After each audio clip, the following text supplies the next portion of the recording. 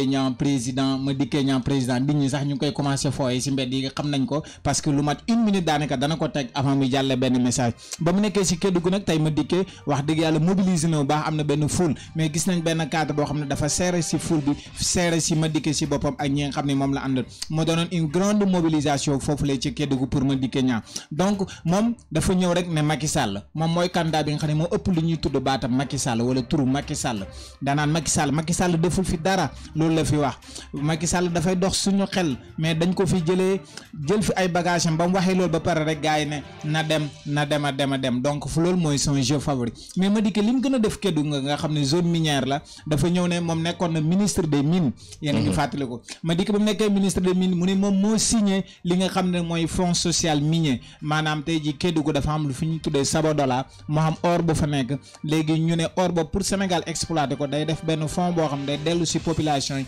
en contrepartie ñu mën a exploiter mine bi mu ne moom loolu moo ko signé woon moo doon ay milliards yu bëri mais mu ne milliards yooyu nuñ ko jëfandikoo baaxul waaye Kédougou population yi si boppam gisuñ si seen bopp donc Madické mettre en avance donc sa compétence ministérielle waaye tamit sa légitimité parce que moom moo signé woon moo doonoon mine mu ne nag ministre rek laa doonoon ma defoon noonu kon su ngeen ma falee président naka lay demee donc Madické mu ngi mettre en avant son CV son passage au niveau du ministère des mines ainsi de suite waaye gis nañ benn Madické boo xam ne démb wax nañ ne fii xawoon na sonn ba baat baa ngi dee mais leer na ma ne ñebaanal nañ ko Dakar renaissance gis nañ un Madické en verve mu taxaw mu ne mu ne avec Macky nous n'avons même pas le même point de vue ni la même vision parce que Macky dana un Sénégal pour tous mu ne moo tax gisuñu tous mu rime foofu ainsi de suite loolu mooy Madické Niang donc mu def foofu benn jeu de mots mu ne man nag un Sénégal pour les Sénégalais avant un Sénégal pour tous parce que mu ne pour tous bi mooy ubbeeku bitim réew gaa yu am doole yi ñëw jël affaire yi yóbbu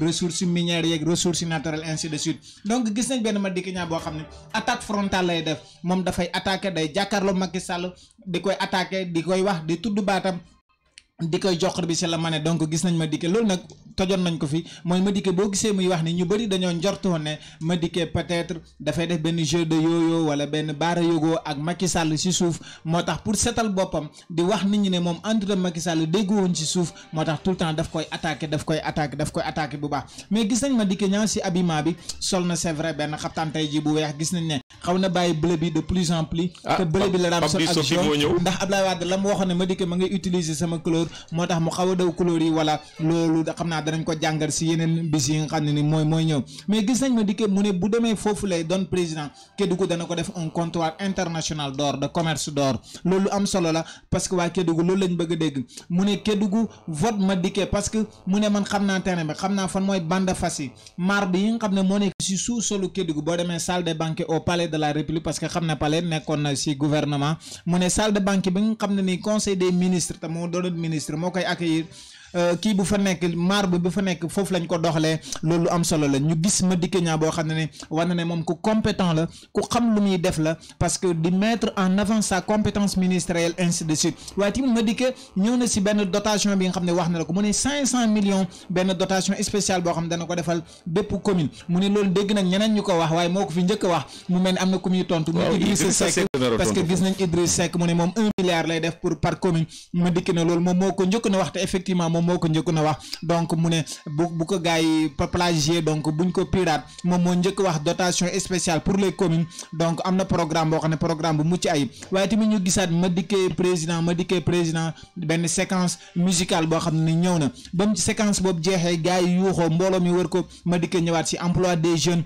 ñëwaat si mbiru artisanat nan lii mooy la voie de la dignité nit ñi dañoo war a gëm seen bopp te dignité bopp malheureusement Macky Sall daf ko xañ ñi nga xamante ne ñooy waa Kédougou waaye mu ne li Macky Sall gën a def tam jaaxal ko démb Macky Sall dafa jaar Matam ne Matam sama titre foncier Macky Sall mu ne loolu wax bu ñaaw la mu ne wax boobu boo koy wax dafay mel ni day andi boo dexante si xeet di wane ne moom moo ko moom keneen moomu ko mu ne loolu jaadu donc déclaration moom mu ne déclaration bu grave la loolu la wax Madické Niang mu ne quand Macky Sall dit que Matam est mon titre foncier c'est une déclaration très grave mu ne man Madické Niang Dakar est ma ville de naissance Touba est ma ville d'adoption donc il n'y a pas de place pour la discrimination territoriale si ce n'est pour aider des régions lointaines comme Kédougou comme Ziguinchor ainsi de suite gis nañ Madické Niang un Madické Niang en verve un Madické Niang bu am forme bu taxawaat waaye tamit qui a été revigoré par la foule ak Kédougou, un médicament qui maîtrise le terrain, qui maîtrise le discours qu'il fallait décliner à Kédougou,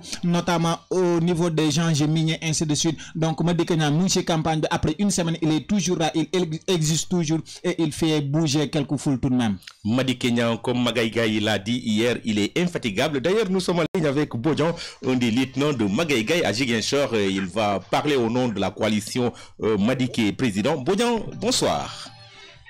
Bonsoir. Allô Bodian?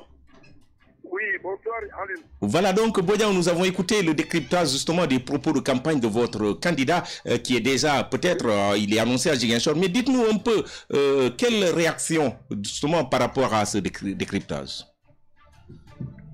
Oui, ce qu'il a dit par rapport à ce que Macky Sall a dit, c'est une chose de réel.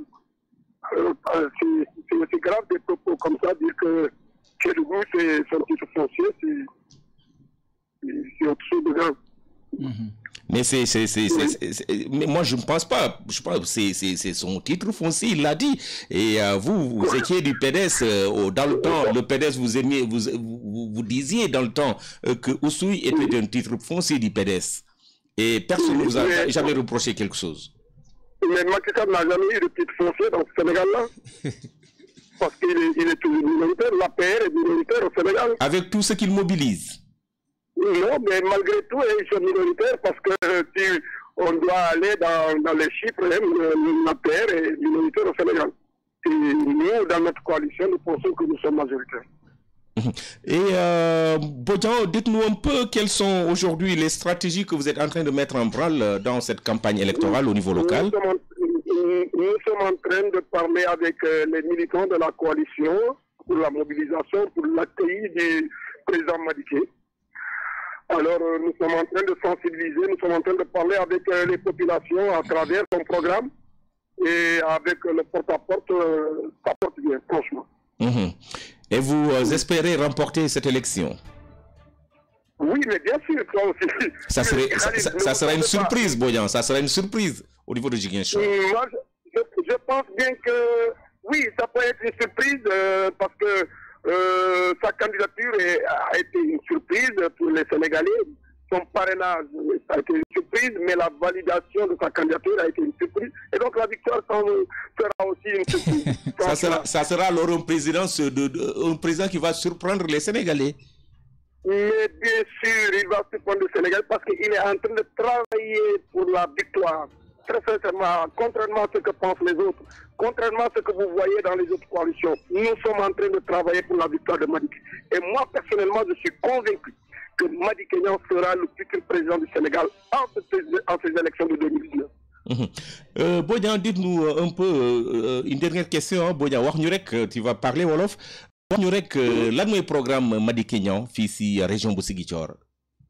Bon, d'abord, vous savez, c'est une Ziguinchor, balaa ngay wax dara, foog nga xalaat un peu si jàmm ji. Parce que si dans son programme, moom wax na ni jàmm ak xewal. Donc ñun Casamance d'abord lu ñu soxla jàmm la, soxla nañ ko trop. Madické a toujours œuvré pour jàmm mu am ci Casamance et dans tout le Sénégal parce que moom ci boppam nit ku jàmm la. Ku déglu waxu Madické da ngay xam ne nit ku jàmm la ndax nit ku dal la. Nit koo xamante ne bëggul coow nit koo xam ne c'est une personne de consensus de paix donc si programme moom daf ko tënk si ñaar jàmm ak xewal. Donc si Casamance nag dafa préparé am na programme boo xamante ne nee na dina mettre benn organe régulier d'état boo xamante ne dina saytu dina toog pour régler problème mu Casamance bu ci teguwee dina toog bi aujourd'hui sam d'ailleurs sax tey dem nañu di présider benn concours du meilleur tailleur boo xamante ne moom moo génnee moo bëgg def promotion des artisans à travers les tailleurs. Alors mu koy def ci Ziguinchor war ko def feneen Kaolack war ko def Dakar war ko def dans tout et ça vraiment vous voyez ça veut dire que nous aurons un président qui va penser aux artisans, qui va penser aux tailleurs, qui va penser à sa jeunesse.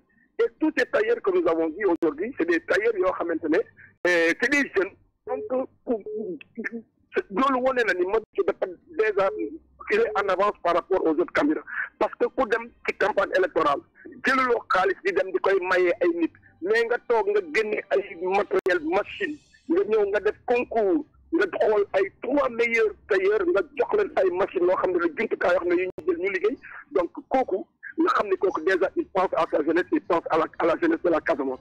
Donc cela veut dire quoi? Cela veut dire que Madické déjà xalaat na développement Casamance ci programme moom xalaat na nit ñi dina wàññi de manière sensible le coût de la vie, dina négocier les contrats pétroliers et gaziers du Sénégal. Donc cela veut dire quoi? Cela veut dire que Madické pense toujours au développement de la Casamance. Les entreprises yoo xamante ne ñu ngi ci Casamance tëj nañ ko Madické ñu ci xalaat. Donc cela veut dire que Madické boo xoolee ci programme moom Casamance est une priorité des priorités. waaw est-ce que egsi na Ziguinchor Bodian Madické? Comment? egsi na Ziguinchor du tey lañ ko annoncé fii si Ziguinchor. non tey lañ ko annoncé mais les dernières informations yu ñu am ni il sera pas là aujourd'hui. Il sera à Kolda. Il va passer la nuit à Kolda, Inch'Allah, mais je pense qu'il arrivera demain ici. Inch'Allah. Ok, donc ñu lay jaajëfal Bodian si collaboration bi si disponibilité bi. Donc c'était le jeune Bodian qui représente aujourd'hui la coalition Madické président dans la région et qui intervenait. ñu dem rek si deuxième candidat bi hors de passage tey si RTS mooy kooku di candidat sortant donc kooku di Macky Sall. di ñëw ci lu Bodian wax léegi par rapport ak tailleur yi. je pense que jàlloon na tey. effectivement innovation la ci campagne boo xam ne Madické moo ko intronisé parce que def na ci région yëpp artisans yi mu mettre leen en jeu ñuy concours ci wàllu couture rek yooyu ñu war a gagner benn enveloppe ci xaalis waaye tamit gagner 500 000 waaye tamit gagner benn machine loolu am solo la kon ñu mën a continuer ci candidat bu ci tegu. Macky Sall candidat sortant. Voilà, le candidat Macky Sall Amadou Khalil Diémé mu ngi woon foofu ci Kanel ma rek Macky Sall nag ba léegi mu ngi foofu dans le Matam ba léegi dans le Fouta ci Kanel waaye lam njëkk a wax ba mu demee foule bu ngand moo ko teeru Macky Sall dafa commencé rek comme ni mu ko commencé depuis le début de la campagne c'est une foule noire qui accueille Macky Sall parce que moom bu seetlu na ko sax temps yi maanaam teem na yenn xeet terrain yu nekk ci dëkk beeg yooyu stade la jëm stade municipaux yëpp Macky investir leen rawatina foofu noonu dans le nord léegi gis nañ benn Macky Sall ba mu dikkee mu làkk alpulaar ça passe bien à Kanel ba mu làkkee alpulaar mu ne législative yi weesu amoon naa fi 84% Kanel moo jëloon premier c'était le score le plus élevé au Sénégal 95% des Kanelois dañoo vateloon Macky Sall mu ne nag présidentielle bi premier tour bi maa ngi xaar si yéen 90% gis nañ benn Macky Sall boo xam ne confiant na waxutul waxi 60% rawatina dans le nord mais il est dans les 80% au niveau du nord donc gis nañ benn Macky Sall boo xam ne foule bi dafay bëri mais gis nañ Macky Sall boo xam ne moins de discours la parce que day bàyyi bi musique bi beaucoup d'ambiance nga gis gars yi nu ñuy sursauter nu ñuy sautiller nu ñuy waxee ak nu ñuy wayee nga gis Macky Sall il est très confiant loolu lañ gën a seetlu foofu la ci Macky Sall une très grande masse foofu la noonu la ca Kanel Matam Macky Sall nag wax fa ay programme mu ne 2871 hectares yoo xam ne ay aménagement lay doon yoo xam ne moom def na ko ba pare da koo def ba pare c'est-à-dire Macky Sall bu demee quelque part il réclame son bilan il assume son bilan avant de se projeter vers l'avenir ba mu dikkee mu ne nag dañ ko yóbbu léegi si 100 000 hectares yoo xam ne ay vallées aménagées lañ ñu doon yoo xam ne de culture risicole bi dañ koy yokk fii waaye tamit ay construction yoo xam ne ay pont lay doon ak yu mel noonu donc gis nañ la candidat Macky Sall mu am forme loolu nekk foo xam ne ni foule bu impressionnante la foofu la ñu gis clip de campagne am séquence musicale cri de joie slogan de campagne yooyu yëpp bañ ko gisee nag bu ñu demee ba saak Macky Sall dafay taxaw mu def benn séquence de discours ñëw ne 75 kilomètres yoo xam ne ay piste lay doon ak ainsi de suite 75 kilomètres de piste vers Bakel vers Yelimana vers Balou vers Diawara dem ba nga xam ne ni foofu la mooy côté Tamba bi mu ne loolu c'est une priorité dès le mois d'avril ou le mois de mai prochain danañ ko def Macky Sall mu ne am na benn programme bés tex boo xam ne ñu ngi ko tuddee HLM 60-45 HLM 60 mooy au moins dans chaque département dans chaque chef commune départemental dana fa def 60 villages yoo xam ne ay HLM la ñuy doon HLM si ville yi lañ ko xamee woon mais léegi day jël HLM habitat à loyer moderne léegi mu yóbbu ko dans les villages donc dans la campagne donc gis nañ mu ne dana ko def dans les 45 chefs-lieux département mais gis nañ un Macky Sall ak Kidira avec benn foule bu rëy mu ba mu dikkee nag moo def benn image bu forte benn discours bu fort parce que foofu ku ñuy wax un chef religieux du Bundu dans le Bundu moo décédé décédé moom la njëkk a jaale wax tamit réalisation yoo xam ne PUDC def na ko fa rawatina si wàllu électrification rurale waaye tamit si wàllu adduction d'eau beeg yooyu donc gis nañ benn Macky Sall mu ne 3000 villages au Sénégal defoon nañ ko si PUDC bi yoo xam ne mayoon nañ leen courant te loolu danañ ko yokk mais kii dira boo ko waxee sa xel day dem si chemin de fer Dakar Bamako bi foofu la jaar mu ne chemin de fer bi Dakar Bamako jaar fii ci Kidira danañ ko faire renaître te fii nii fas yéene naa gagné fi à plus de 80% donc des scores soviétiques dans le nord pour Macky Sall espéré par le candidat en tout cas de la majorité waaye tamit ba mu demee ba guddi dig na leen benn espace numérique ouvert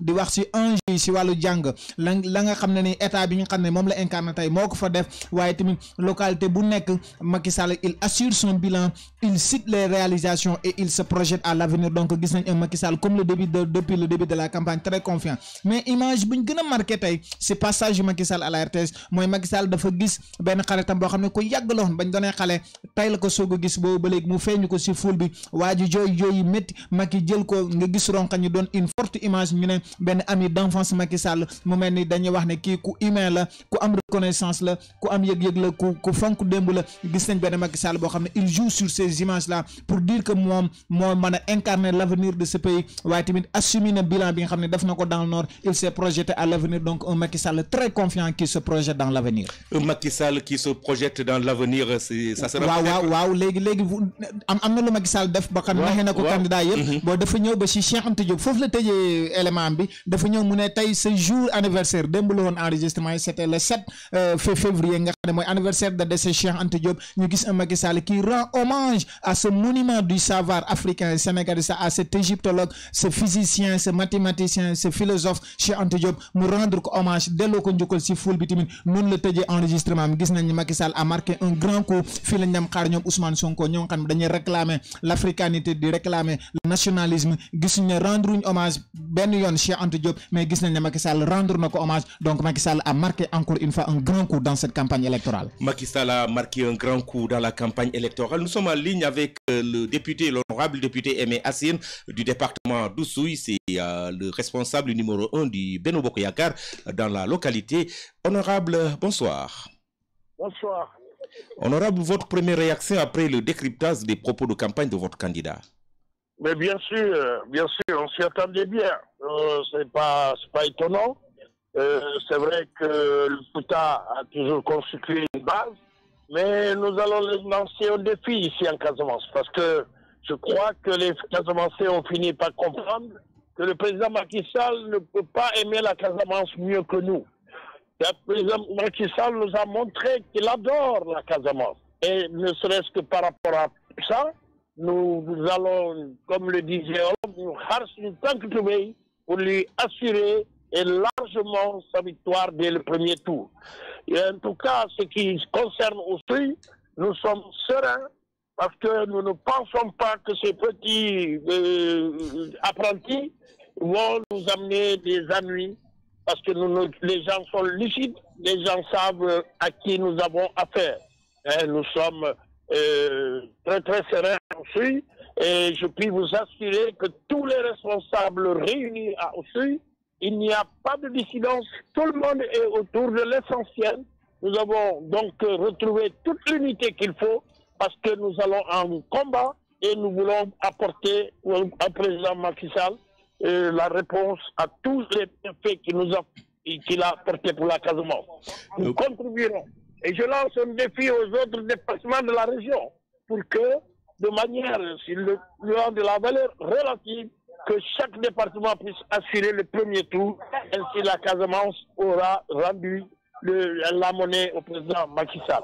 J'ai l'habitude de dire qu'il y a deux choses essentielles que même si c'était cela seulement que le président Macky Sall avait fait pour la Casamance, c'était déjà bien pour un premier mandat. Dites-moi quoi? Et d'abord, la paix. En 2012, on avait l'habitude de voir des bombardements. Il fallait donc prendre la force pour régler ce problème jusqu'au moment où on s'est convaincu que ce n'était pas la bonne solution. Mais le président Macky Sall, quand il est arrivé en 2012, la première chose qu'il a eu à faire, c'est de tendre la main, d'évoquer le dialogue et de procéder justement à des négociations tranquilles, sans tambour, ni flûte, ni bonbons, rien du tout.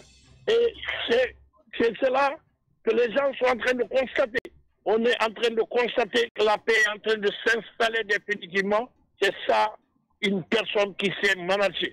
La deuxième chose que Macky Sall a faite pour justement la Casamance, c'est d'avoir contribué largement à stabiliser la Gambie d'abord et au finish, nous avons un premier résultat. D'abord la convivialité dans la Sénégambie et dont le résultat le plus palpable aujourd'hui est la construction justement du pont de Farafenni. Ce sont deux réalisations majeures. Mais à Oussouye, je peux vous dire qu'il y a beaucoup d'autres choses. Quand nous arrivions au pouvoir en 2012, on était à 2% d'électrification. Et puis vous annoncez que même la semaine dernière, 4 autres villages ont été éclairés, portant maintenant l'électrification dans le département de Oussouye à 90%. Et puis, pendant que les autres sont en chantier. L'eau, c'est la même chose. Avec le déploiement de la SAPCO sur le Cap Skirring, nous allons avoir une nouvelle ville, le Cap Skirring, avec le boostage justement parce qu'avec Macky Sall, nous avons pu booster le tourisme dans la région, et qui dit tourisme dit Cap Skirring. Voilà en système. L'eau, la même chose. Les pistes, la même chose. De Djakenolop à Djanten, de Djakendiola à Djakenolop à Djanten jusqu'à Louga, jusqu'à la Plaine Saint-Georges, une piste a ouvert encore ce terroir qui était devenu pratiquement inaccessible. Reste maintenant à nous gratifier dans le PUDC qui va venir et dans les autres programmes, à bitumage de la route, justement, de Oussouye à Louga et de Louga à Samsam, ainsi que la bretelle de Cabrousse à Boudjedjet. Tout ça dans le PTIP, et ce sont des programmes qui vont se faire, ce sera toujours. C'est la raison pour laquelle il faut remettre Macky Sall à sa place pour lui permettre d'achever ces beaux chantiers. Ces beaux chantiers, c'est le pont de Katakalouz. Ces beaux chantiers, c'est le deuxième pont Émile Badiane. Ces beaux chantiers, c'est le barrage d'Afignam avec les Chinois. Ces beaux chantiers, c'est la route du Kamounaï. Ces beaux chantiers, la boucle du Boudier, la reprise de la boucle du Boulouf, en plus de la RN6 qui est déjà faite. Je crois que, vraiment Khalil, je n'ai pas des mots pour remercier le président de la République. Et nous allons lui montrer, et lundi, nous l'attendons aussi. Nous sommes prêts pour le recevoir avec l'aide, pour le rassurer qu'il peut aller chercher ailleurs. Si c'est indépendant aussi, je crois que et personne ne viendra nous perturber aussi, c'est clair, parce que les gens, ils pourront venir se promener comme ils veulent. C'est leur droit. Mais que personne ne pense pour venir perturber des trucs comme nous l'entendons ailleurs, etc. Et tout. Nous sommes sereins. Nous ferons nos élections de manière tranquille, à la paix, dans la démocratie, mais nous pouvons vous assurer que ici, le Macky Sall, le CASA a déjà choisi son président, c'est le président Macky Sall, et dès le premier tour. Je vous remercie. Voilà, merci beaucoup, honorable député d'Oussouye, donc Emi Assine, qui intervenait Mohamed Tidjane Ndiaye sur le candidat Macky Sall. Nous allons donc aller au troisième candidat, justement, sur l'ordre de passage aujourd'hui à la RTS. C'est le candidat du PUR, Issa Sall. Issa Sall a parlé aux Sénégalais. Issa Sall était dans le Ndoukoumane. Issa Sall nag gis nañ ko tey mu jiital clip de campagne am nga gis ñu naan Issa moom la clip de campagne pendant 30 secondes à 1 minute moom la Issa Sall def ñuy wane Issa Sall mais liñ gën a kii di seetlu dañoo gis convoi Issa Sall nekk si benn piste boo xam ne genre rang-rang la piste bu gudd diggante yoon boo nga xam ne moo nekk Kaffrine jëm ba Nganda foofu nga xam ne rang-rang la amul benn tali mu taxaw ne ñu ngi fii ci rang-rang bi région Kaffrine def nañ ko région depuis ay années waaye ba léegi ay rang-rang rek ñoo fi nekk amul benn tali boo xam ne Kaffrine moo ko moom parce que mu ne tali route nationale bi nga xam ne moo jóg ko Kaolack dem Tambacounda mu ne dafa jaar noonu rek mais Kaffrine taxut ko jóg mu ne route beneen bi nga xam ne ni moo dem ba feneen tamit route nationale mu amul benn tali boo xam ne si biir Kaffrine wala ci biir région Kaffrine wala département Kaffrine amul dara mu ne fii yëpp ay rang-rang la moo tax Issa Sall préféré jël élément yoo xam dafay projeté jaar yi muy jaar ci rang-rang bi nga gis poussière yi ni mu koy wanee ni mu koy jeexabee donc yooyu la nekk di wax si foofu nag si la profito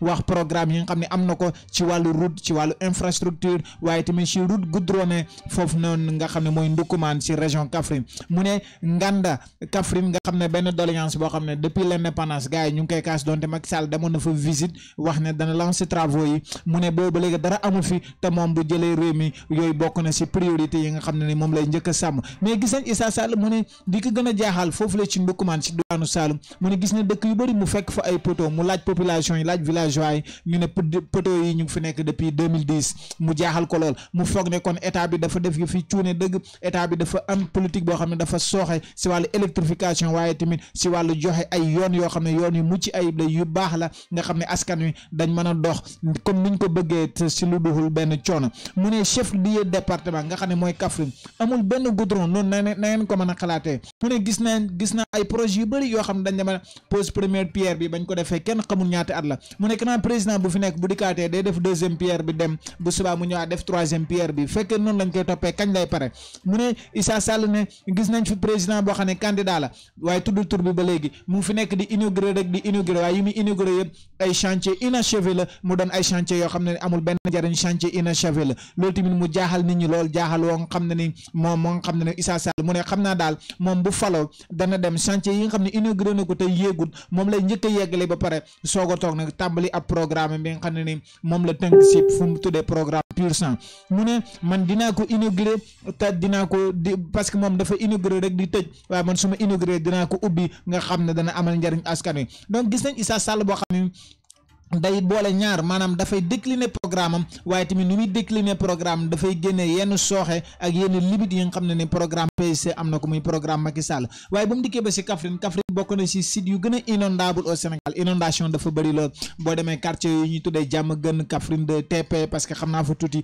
foofu dafa am inondation mu ne seen dëkk bi dégg naa inondation daf leen a sonal saison pluie bi sa heure bu nawet jotee ndox mi fi wàcc dafa bëri lool te dafay waame dugg ci kër yi yàq leen te yéen ay baykat ngeen te ndox moom yàlla xam na ne wóortu na doon coono si yéen dañ ko war a denc si luñ tuddee ay lac artificiel yoo xam ne danañ ko def mu dem ba saag mu ne avant campagne bi di commencer rek barki Demba Ndiaye laa jógoo ko Italie mais gis naa foofu dans l'interland nga xam ne gars dañuy defar ay lac artificiel ndox mi nu mën a toll su wàccee rek danañ ko denc ko dencin goo xam ne bis bu nawet bi jeexee rek danañ ko génnee si ay rigole génnee ko ay xunt yoo xam ne nii boobaa dañ mën a irriguer tool yi maanaam jël ndox mi wasaare ko ci tool yi nga xam ne dañ mën a bay noor di bay nawet mu ne gis nañ fii yéen ay baykati gerte yu mag ngeen parce que Kaffrine foofu bokk na si c'est une partie de la capitale du bassin arachidier loolu lu am solo la mu ne seko yaa ngi fi mais gerte gi mu ne dañ ko fi jóor ko jox leen ay bon impayé kenn xamul mu ne moom dana changer radicalement li nga xam ne mooy mbir boobu parce que mu ne non seulement gerte gi waxuma jënd ko mu ne problème bi du défi de la commercialisation waaye défi mu ne défi transformation ak défi de stockage mu ne tey ji kilo bi nga xam ne état mu ne 210 francs la koy jëlee mu ne kilo gerte ba boo ko jëlee nga transformer ko na nga ko war a transformer te élément ya nga fay def pour transformer ko du mat 200 muy 400 da nga ko mën a jaay 2000 francs te mu ne loolu moom moo gën a baax moo gën a mucc ayib insister si emballage insister si produit gerte boo xam dañ koy emballer mu doon une identité sénégalaise ñu soog koo génne jaay ko bitim réew waaye tamit ñëw na si mbiru jàng mi waaye ñëw tamit si machine ak unité de transformation yoo xam ne ne digg na ko waa Ndoukoumane waaye gis nañ Issa Sall mu def benn touche dans le cousinage à plaisanterie parce que sàll yi ak ndaw yi dañuy tooñante te Kaffrine daanaka ñu fa ëpp foofu mooy le royaume du globe ñoom ay ndaw lañ mu ne sama mbokki ndaw ku ndaay su ma pare ak programme yi nga xam ne fas yéene defal leen ko dañu kontaan parce que li ngeen bëgg a lekk loolu ngeen ñu lekk ainsi de suite il a fait dans le cousinage plaisanterie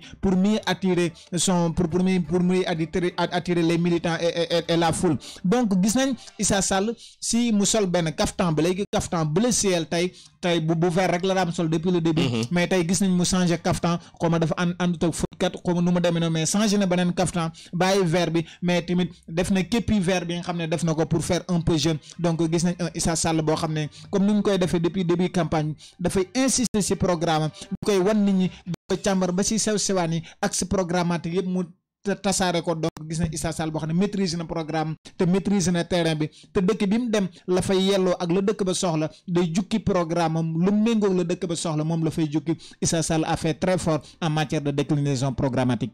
Issa Sall donc ñi ngi jéem justement pour jot ki nga xam ne moom mooy Mamadou Mohamed Thiam nekk plénipotentiaire bu PUR fale si Oussouye wante jafe-jafe la ñu jànkonteel peut-être ñu mën a réussir ñu essayer tamit si mais c'est compréhensible parce que ñoom seen candidat mi ngi si région bi peut-être effervescence bi ak ambiance bi wër justement présence candidat bi fii si Ziguinchor moo waral situation boobu wante je pense que xam naa danañ ci ñëwaat parce que Issa Sall wax nga ko mu ngi Ziguinchor fii ñuy wax ak yéen mu ngi noonu si place de Gao te 5 familles recevoir nañ ko waa plateforme des femmes effectivement pour la paix en Casamance mu jël engagement signé fa benn mémorandum boo xam ne moom bu toogee li muy njëkk a xar tànk tubayam mooy fexe ba jàmm gën a dëgër gën a dellu si fii si Casamance. donc xam naa loolu moo tax plénipotentiaire yi nga xam ne ñu ngi si région bi ña nga fa tey jii wër ko xam naa dana jafe ñu am leen waaye ñoom ñu ngi si activité yoo xam ne ñu ngi koy amal te il passe la nuit fii si Ziguinchor normalement boo xëyee mu dem ay Oussouye yooyu noonu. waaw Oussouye sa tey lañ ko doon xaar mais du jotee ko mais guddi na je ne pense pas que dina mën a egg tey jii Oussouye donc Samsirine soo ko mënul jot rek nga bàyyi ñu continuer si beneen candidat donc ñu patienter toujours. waaw mu ngi foofu si place de Gao di fay def benn meeting te wax nañ la sànq Issa Sall force am bokk na si bu demee si localité bi aajo donc gis nañ si jàmmu Casamance peut-être ay programme parce que sànq rek ba ñu nekkee fee ñoo nekkoon si benn hôtel de la place di koy déglu mën a yow léegi lañ fi jóge ko nga dégg mu ne ñaar mooy développer Casamance benn bi mooy ñu désenclaver ko waaye beneen bi tamit ñu jouer sur la carte économique. donc gis nañ Issa Sall mu décliner programme jël pur sang programme bi jox ko jigéen ñi ne càmbar leen ko parce que 6 axes la mais am na benn axe boo xam ne c'est axe exclusif la réservé exclusivement à la Casamance. donc loolu doon na lu am solo xam naa da ngay jox rendez-vous rek auditeurs yi seen yeneen plénipotentiaire si yeneen numéro décryptage ñu ñëw ci. voilà donc Sam ñu daal di continuer dem suñu quatrième candidat mooy kooku di Idrissa Seck ñu koy duppee Ndaamal Kajoor war a remontada ngir gars yi nga xam ne ñoo fi ñëw di koy fekk bu moo bi ñëw na tey c'est ça. donc gis nañ Idrissa Seck mu nekk foofu ba léegi dans le Saloum rawatina foofu la nga xam ne mooy Porokhane.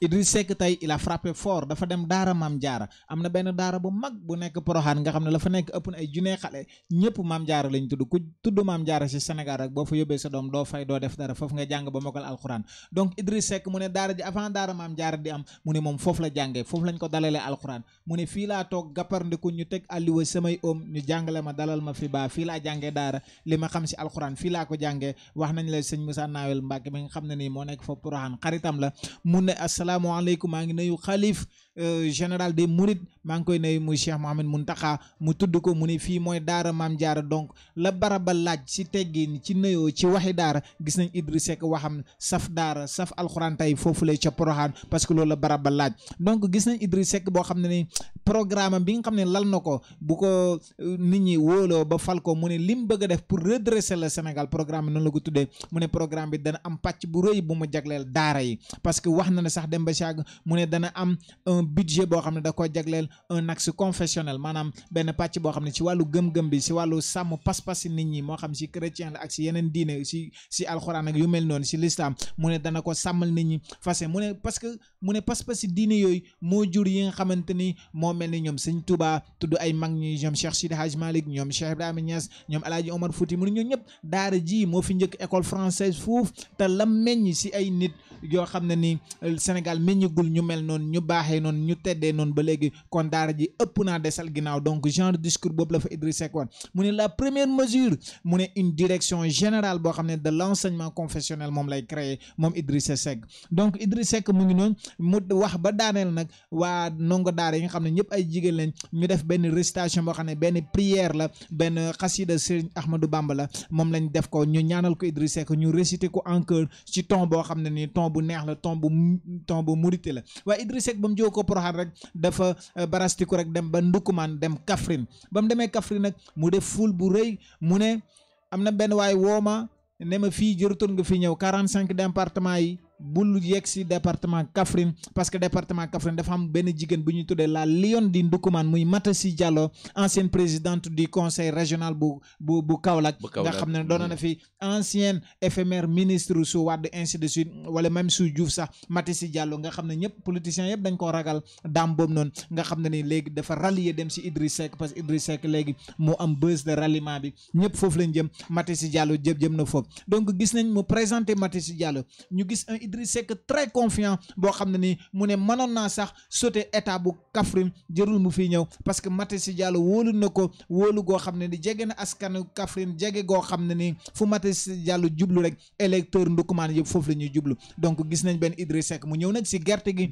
ñëw si wàllu njàng mi ñëw si hôpitaux yi mu ne Kaffrine dafa tardé benn façon tardé boo xam ne ni ku ne région la sax doo ko gëm ngim num tardé yaa ngi dégg mu jeg ba sàgg mu pose une question parce que Idriss Seck wax naa la quand il s'agit de dialoguer avec la foule moom moo ci gën a aay parce que day poser question gars yi di tontu qu'est-ce que vous voulez faire le 24 février 2019 la réponse de la foule na dem donc kooku mooy Idriss Seck il maîtrise la foule il communique bien donc il sourit donc Idriss Seck noonu caftan blanc bi mu dem sol ba léegi moom lay sol wax pour wane ne moom il est blanc comme neige dafa set wecci tey nag ñu gis ko chaque étape bu mu dem rek dana am benn leader boo xam ne moom la ànd ak ñoom Pape Diop ña nga Dakar certainement di négocier ak Wade waaye tey Amsatou Sow Sidibé lañ gis mu ànd ak ci oto bi donc ci 4x4 bi donc gis nañ benn Idriss Seck boo xam ne mu ne le désir de changement boo xam ne moom lay gis ci askan wi parce que mu ngi wër Sénégal désir de changement boobu mu ne incha allah dana am le 24 février te askan bi soxla na ko te moom yaakaar nañ ko ci moom te dana ci taxaw bu baax donc gis nañ Idriss Seck boo xam ne dafay insister ci discours am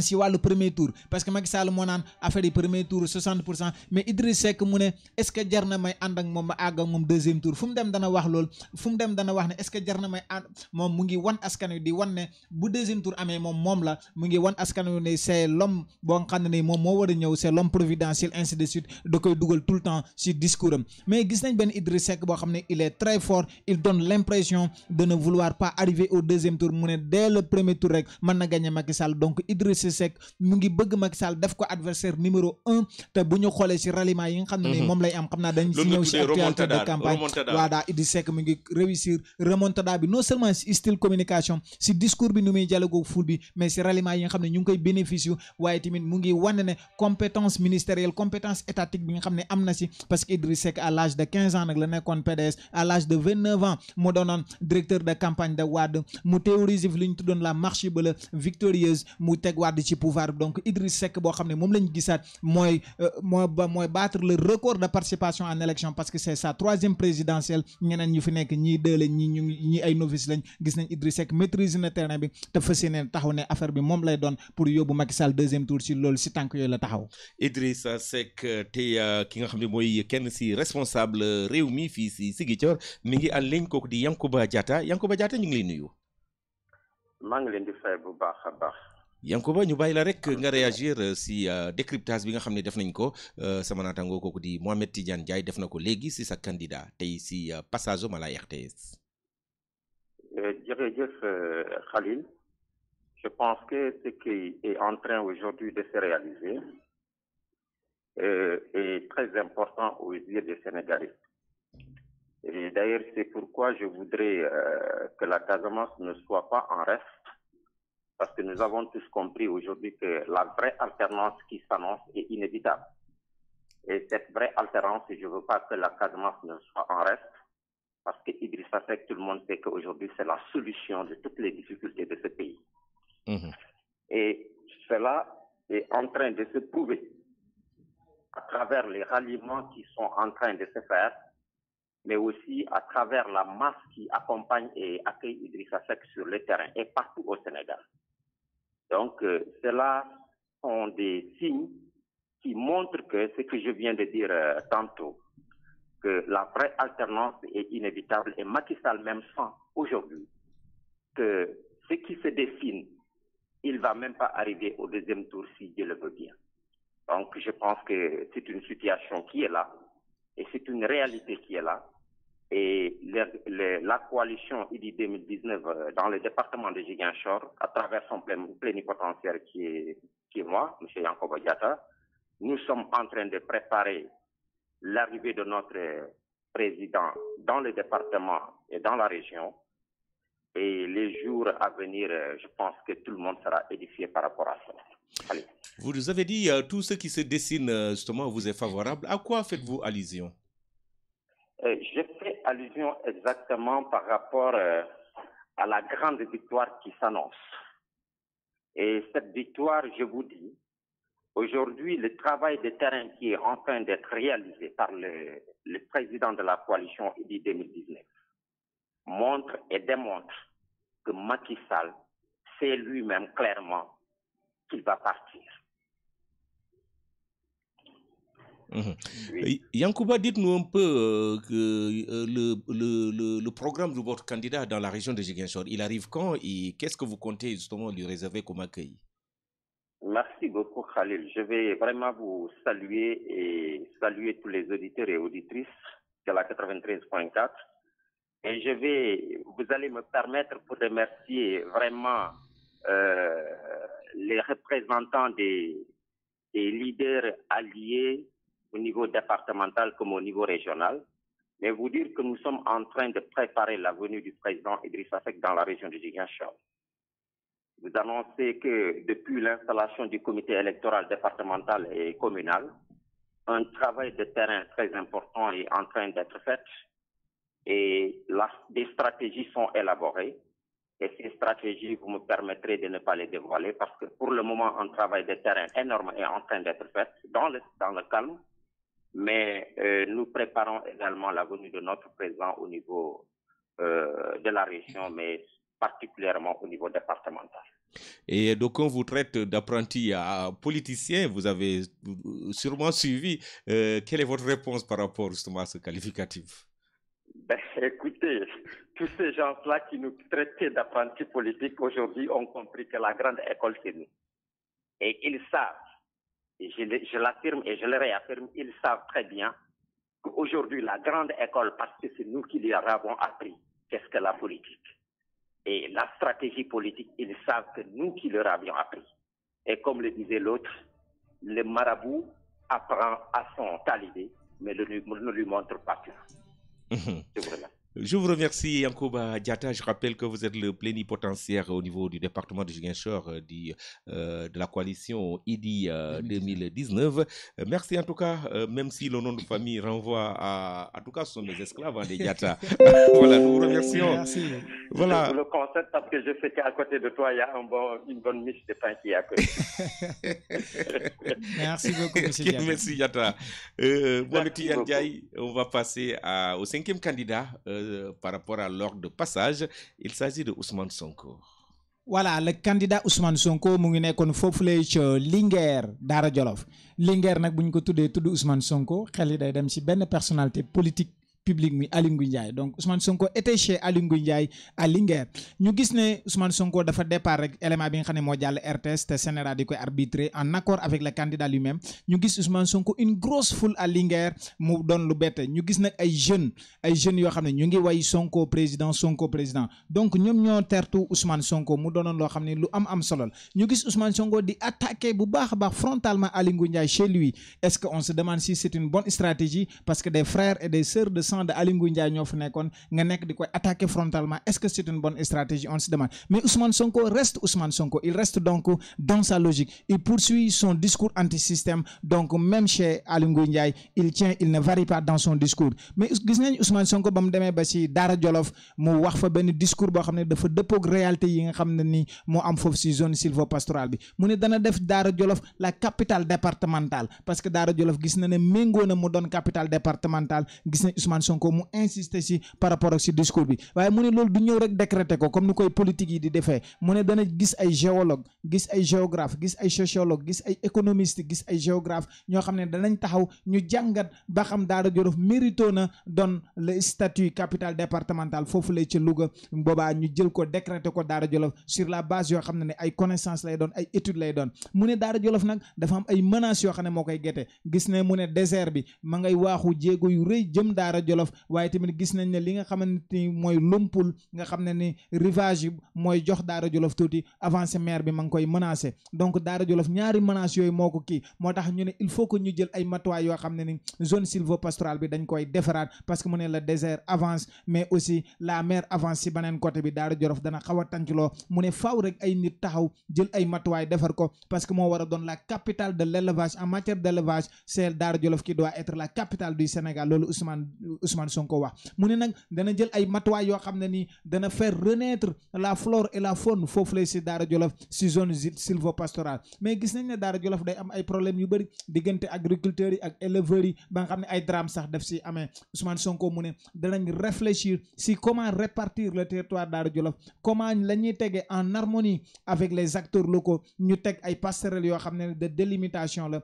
fii lay éleveurs yi yem fii lay ak agriculteurs yi di yem gis nañ Ousmane Sonko mu insister si mu mel ni maîtriser na réalité yi nga xam ne moo am Daara Jolof mu mel ni maîtriser na terrain bi waaye gis nañ benn foule boo xam ne ñu ngi dem scander Sonko président loolu doon loo xam ne lu am solo waaye promettre na tamit ay ferme moderne yoo xam ne mu ne du ma ko def comme Ranch de Doli mu mel ni dafay parce que Ranch de Doli c'est un résultat du système que ça soit chez Diouf c'est Wade ba si c'est Macky Sall moo tax dafa effleurer Ranch de Doli waxul si mu ne ay ferme moderne yoo xam ne ni day dem si 3 4 ba 5 hectares maximum yoo xam ne ni ay ferme familiale la lépp loo xam ne ni luy ñor la ñooñu mën ko fa def moo xam ne si wàllu ndugg mi la wala si culture vivrière la ainsi de suite waaye Ousmane Sonko mu ne tamit Daara Jolof dafa war a jaar à l'étape industrielle def ay unité de production def benn discours boo xam ne si Daara Jolof qui colle avec les réalités vraiment de la zone sylvopastorale mais gis nañ Ousmane Sonko si costume africain bi ñëwaat na si gannaaw démb bam solee waramba sol xaptaan sol ñaari morceau yu rëy sol mbaxana mu rëy dem foofu la si Touba jébalu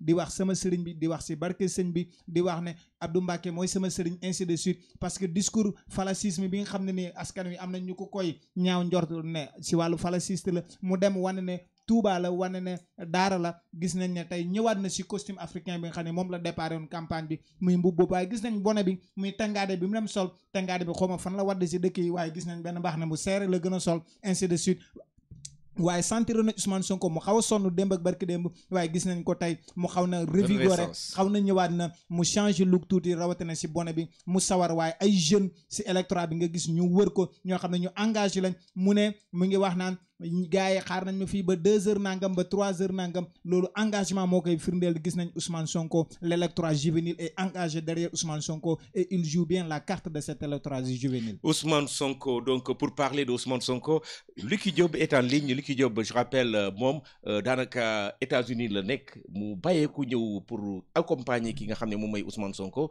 topp ko nag tey jii mi ngi Dakar Lucky Diop ñu ngi lay nuyu. waaw maa ngi leen di sant di la gërëm aussi ci invitation bi. et aussi maa ngi nuyu sa auditeurs yëpp voilà merci beaucoup. waaw Lucky Diop ñu bàyyi la rek nga réagir si li nga xam ne loolu mooy décryptage tey journée bu tey par rapport au passage à la RTS bu sa candidat kooku di Ousmane Sonko. waaw mais moi je pense que d'abord maa ngi sant yàlla pourquoi je dis que maa ngi sant yàlla ndaxte. xam nga il n'est pas donné à n'importe qui d'abord nga am clairvoyance gis ni ki sa dëkk ça ne va pas nga c'est-à-dire que yàlla jox la xel bi jox la xam-xam bi jox la kattan bi aussi et puis su ma nee xel bi c'est-à-dire que ibbi sa bët nga xool ne xam ni ki ça ne va pas te nga xool yow sa bopp lan nga mën a def pour nga apporter dara sa dëkk.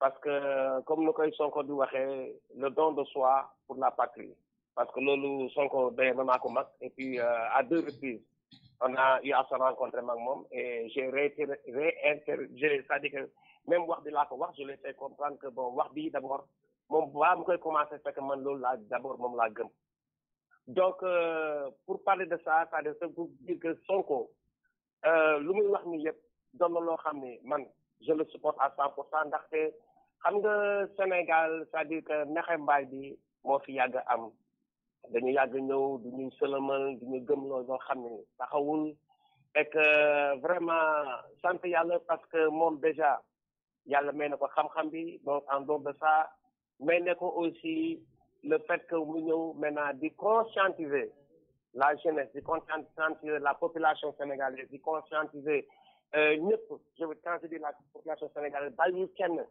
di leen xamal ne réalité bi di leen xam ne les possibilités di leen xamal ni que ñun chaque domaine chaque area comme chaque place comme nu mu ko expliqué ne Daara Jolof foofu noonu parce que réalité yi moo wax ba réalité Daara Jolof la qu'est-ce qui se passe ci Daara Jolof loolu la ñu mën a def ba exploiter terre bi naka la ñu mën a def ba exploitation bu aussi naka lañ koy doxalee ba nga xam ne dina mën a am njëriñ ci askan bi xam nga loolu c'est-à-dire que c'est des éléments qui sont très très très très importants te donc ça encore une fois que Sonko du ko xam ne day tëb ne di wax pour le simple plaisir de parler man daanaka la politique politicienne boo xam ne moo fi yàgg a am te moo fi war a dañ ndaxte Cheikh Anta Diop balaa muy fi doon jógee wax nañu carrément ne que l'Afrique est un continent pauvre mais assis sur une montagne d'or loolu ça veut tout dire.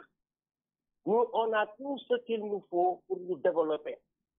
Certes, on a besoin de certaines expertises tubaab yi maanaam yenn mécanisme quand je parle de mécanisme je veux dire yenn engins et cetera mais sinon suuf saa ngi fii am na noo xam ne bu ñu ko organiser wu doxal yëpp yi fii yoon tey mën nañu am autosuffisance alimentaire la Chine elle est là et en a fait une preuve ak yeneen dëkk yoo xam ne tamit ñu ngi fii.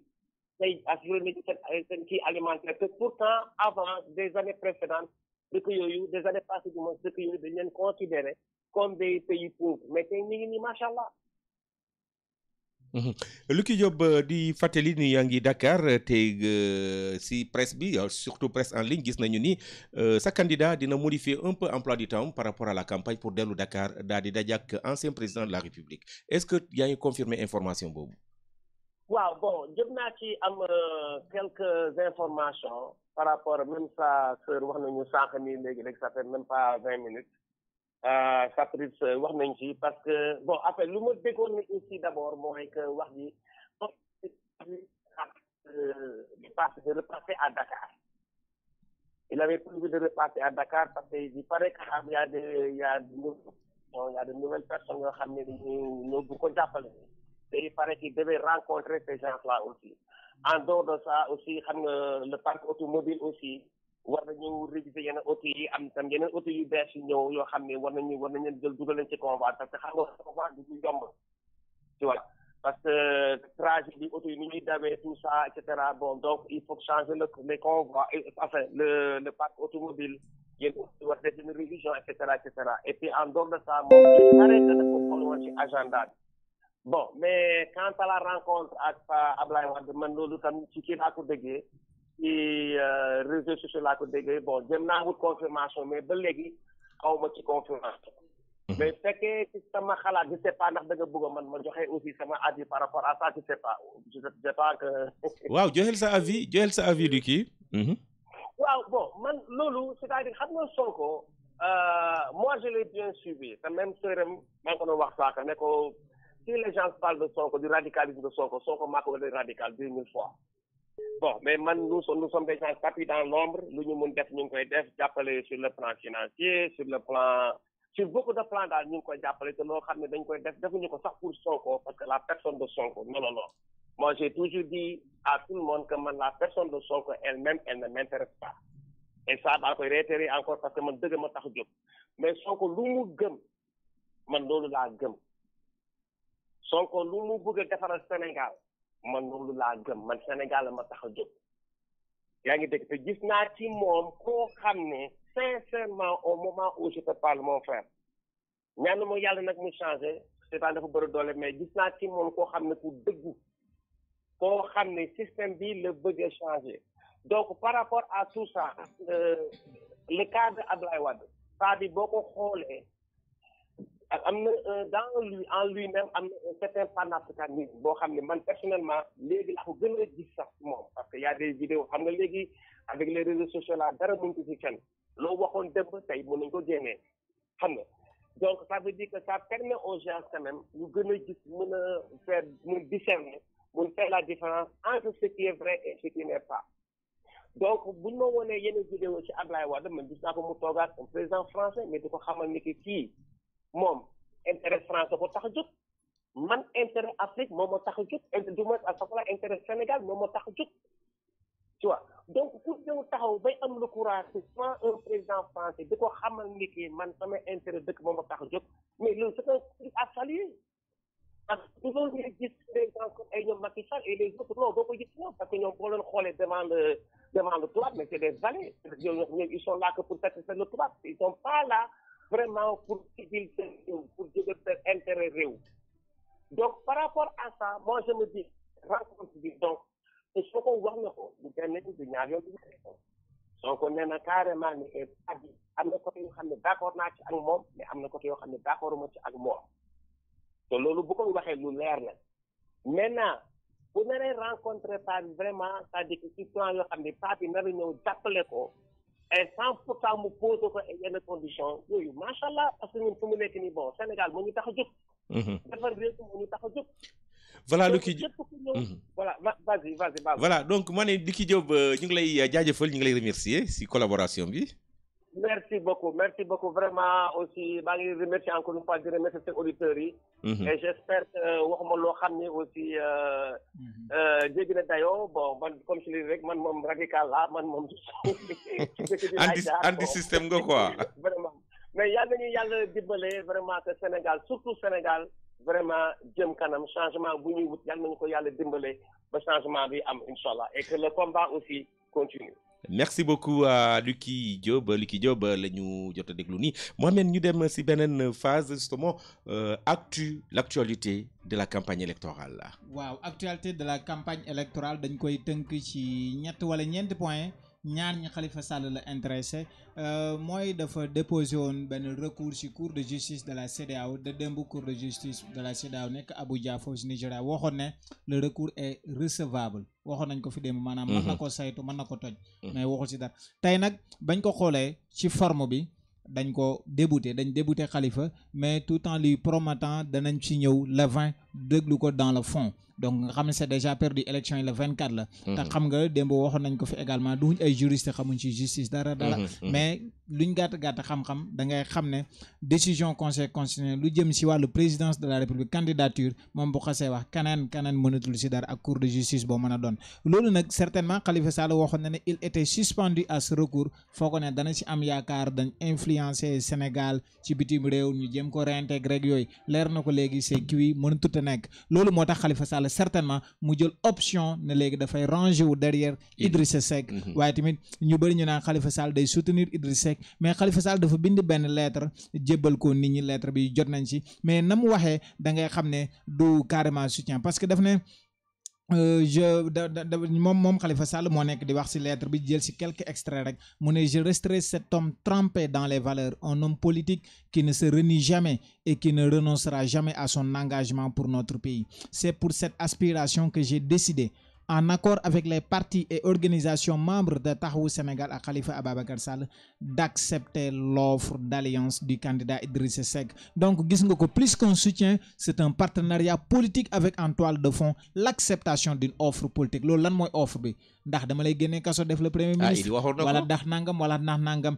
ainsi de suite am na benn offre am na benn deal boo xam ne am na si diggante Idrissa Seck ak Khalifa Sall duxut benn waa joo xam ne dafa daggee sa mbedd mi rek ne ma ngay jàppale Idrissa Seck am na lu ñu waxtaan ba signé ko ñoom ñaar loolu nag askan wi xamagul ko luñ gàtt xam-xam bokk génn kaso dana si bokk waaye leneen lu nekk xam ne moo nekk si suuf loolu tamit xamaguñ ko donc Khalifa Sall mooy wax ba léegi mu ne ensemble nous avons décidé de sceller un partenariat fondé sur un engagement commun de rupture et de refondation de la gouvernance institutionnelle, démocratique, économique et sociale. Donc, Khalifa Sall mu ne avec Idrissa Seck et avec toutes les forces vives de la nation, nous allons construire la force de l'élan nécessaire pour réaliser notre ambition commune pour un Sénégal de paix, de progrès, de liberté, de justice sociale et de solidarité. Donc benn deal boo xam ne ni am na donc ci seen candidat mais beneen bi nga xam ne dafa intéressé un candidat muy Ousmane Sonko gis nañ ne c'est le premier candidat boo xam ne ñu ngi woon ci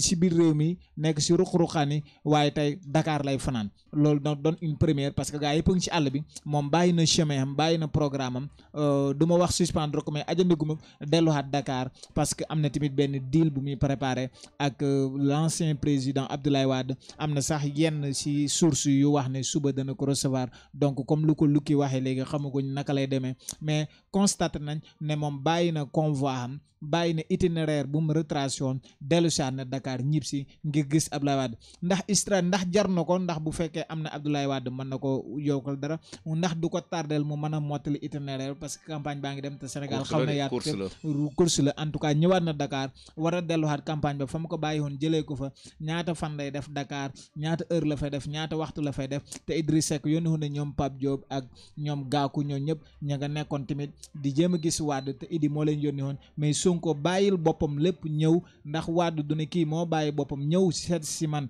bàyyi ma jàppale ko wala Wade dafay kii moog Idi loolu kenn xamagul parce que paa bi moom da nga koy séntu gauche mu dem droite mu ngi noonu donc loolu mooy actu campagne yi nga xam ne jàpp nañ ko fi xam naa danañ si waxtaan surtout auditeurs yi nga xam ne ñoo nekk si biti te ñoo ñu ëpp xam-xam gën ñi am distance gën ñu mën a suivre yi ñuy wax. toujours si actu campagne bi lu ñu vivre tey mooy signature xam nga waa femme jigéen yi nga xam ne ñoo bootu si kuréel bu ñu duppee plateforme des femmes pour la paix en Casamance tey dañu ne dañuy auditionner candidats yëpp juróom candidats yi wax si wàllum situation sécuritaire bu Casamance ak développement bu Casamance tey recevoir nañu kooku di Issa Sall. waaw El Hadj Issa Sall ñëw na tey dem si benn hôtel de la place fii si Ziguinchor benn waxtu la si ginnaaw rek ñëw na fa dajeeg femme yi nga xam ne ñooy dox jàmm ci mbiru Casamance. parce que mu signé benn mémorandum boo xam ne nii bu ko yàlla joxe réew mi mu ne dana engagé wu parce que signé na ko ba pare nga xam ne nii affaire Casamance ak paix bi dana ko def sur priorité wax na femmes yi tamit dana leen impliqué si négociation yi femmes yi nga xam ne ñoo jël initiative jël candidat yi auditionné leen mu ne bu ñuy dox négociation yi ak politique yu ñuy tëral ci Casamance ngir dëgëral fi jàmm ji waaye politique économique bi nga xam ne da ko lal si désenclavement bi waaye lal ko si développer tourisme bi mu ne boobaa femmes yi elles seront au cœur de cette politique là moom wax na ko mu signé laata muy dem place de Gao nga xam ne jamono ji ñuy wax ak yéen ma ngi fay amal benn meeting. Voilà donc loolu moo ne woon actualité de la campagne maintenant la campagne des auditeurs dañuy ubbi séquence boobu auditeurs yi mun nañu woote déjà si 33 991 35 35 33 991 35 35 wala le 77 938 37 00 77 938 37 00 33 991 35 35 77 938 37 00.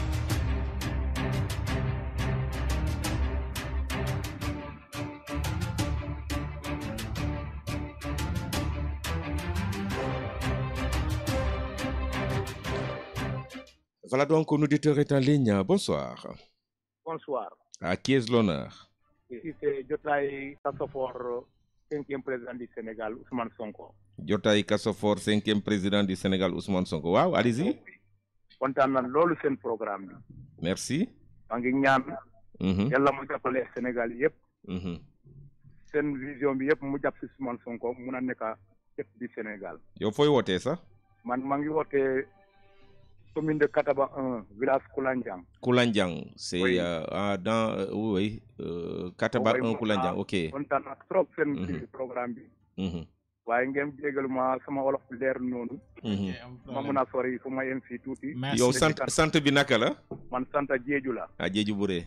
oui. ok Jeeju ñu ngi lay gërëm Jeeju.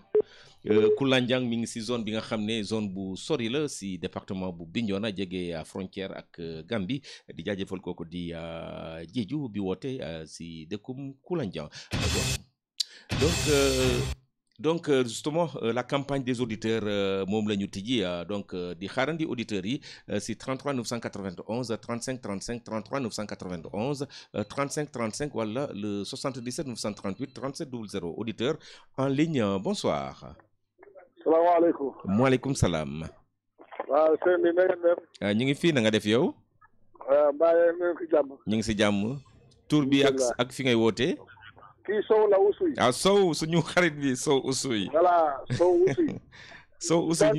sànq déggoon naa suñu njiit bi Aimé Assine. mu ngi doon wax quoi. nee na ay apprenti politicien ngeen. voilà ñu ay kii la ñu rek. ma ne. waaw.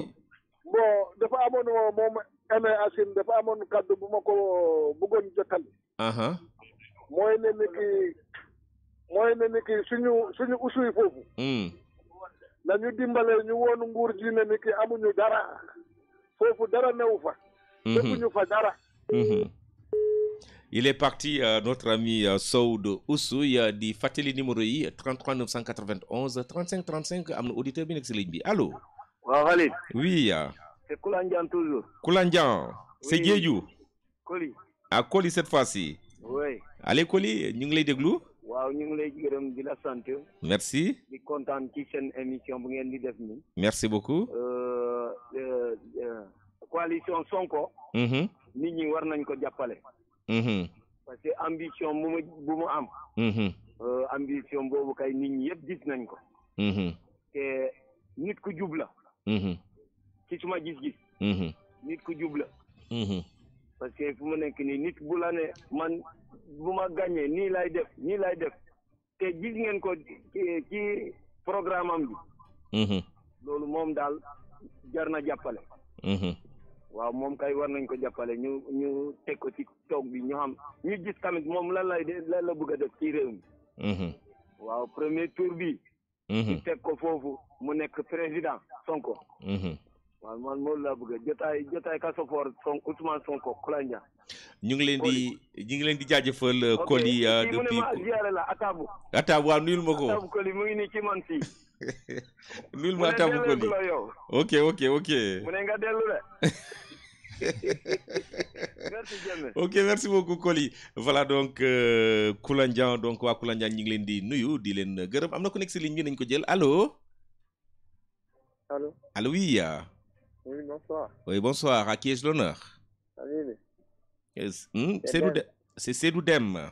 oui c'est Dem. Seydou Dem depuis Goumel. Ouais. Seydou Dem ñu ngi lay déglu. nuyu naa notre spécialiste. Voilà le grand spécialiste. Ouais, Mohamed Tidiane Ndiaye. De campagne. Il a bien résumé tous les faits. Ndeysaan. De toute façon, comme je dis toujours, nous, on ne cherche pas parce que celui-là, c'est mon parent ni mon père. Qualité et quantité, c'est ça qu'on va choisir. Et on a vu depuis Sénégal, tout le monde a envie de faire pont, c'est la Gambie. Quel ne m'a qui m'a une chance, m'a embarqué. Et avec l'aide d'Adama Barrow, les gens qui quittent Fifizeur, gagnent Dakar. Moussoul am si Sénégal am na ko. Et nous on a des voitures, maintenant on roule tranquillement, il n'y a pas trop de secousses. Moussoul am na. Si nguuram la am, chance am la. Léegi, tu peux dire quelqu'un que je l'aime pas, c'est pas obligatoire. Mais dire que tu n'as rien fait, loolu moom, personne ne va pas accepter. Parmi les 4 candidats, moi je pense même s'ils se mélangent entre eux, je ne pense même pas qu'ils vont dépasser 25%. Voilà, parce que passer toute la journée à critiquer, ou bien rester dans les WhatsApp ou Facebook. WhatsApp, Facebook. Beaucoup de gens connaissent, il y a un candidat ici, il est très connu sur le portable que sur le terrain. Il est champion du monde portable. Donc ça, je pense que c'est pas ça qui va élire le président. Le président, il n'a qu'à descendre sur le terrain et dire ce qu'il a envie de faire demain ou après-demain. Mais ça, avec système jusqu'à quand? Merci beaucoup, à tout à l'heure. Merci beaucoup Seydou Dem depuis Goumel ici à Ziguinchor qui vient de raccrocher. Donc le numéro c'est le 33 991 35 35. Allô? Allô, oui. À qui ai-je l'honneur? Salam alaikum. Oui, maaleykum salam. C'est Ablaye Diédhiou Diakoy Banga. Ablaye Diédhiou Diakoy Banga dans le Fogni. Néné. J'ai dit. Oui. Comment ça vous dit? Ça vous dit? Nous va jamais. Quand nous sommes mondiaux, on kan anosani ajembe kana fak kuanyat kati Sénégal. Eni kay dese no masaya. Ay mi ka sofora kuanyak. Ajembe ka sofora kuanyak. Parce que ko fama ku gale jak. Ku gaga kuanyak. Ku kambonya tibe kunda kandere ke babe karamba ku bajuti problème. Ko ku mangi to baje. C'est problème sosdo.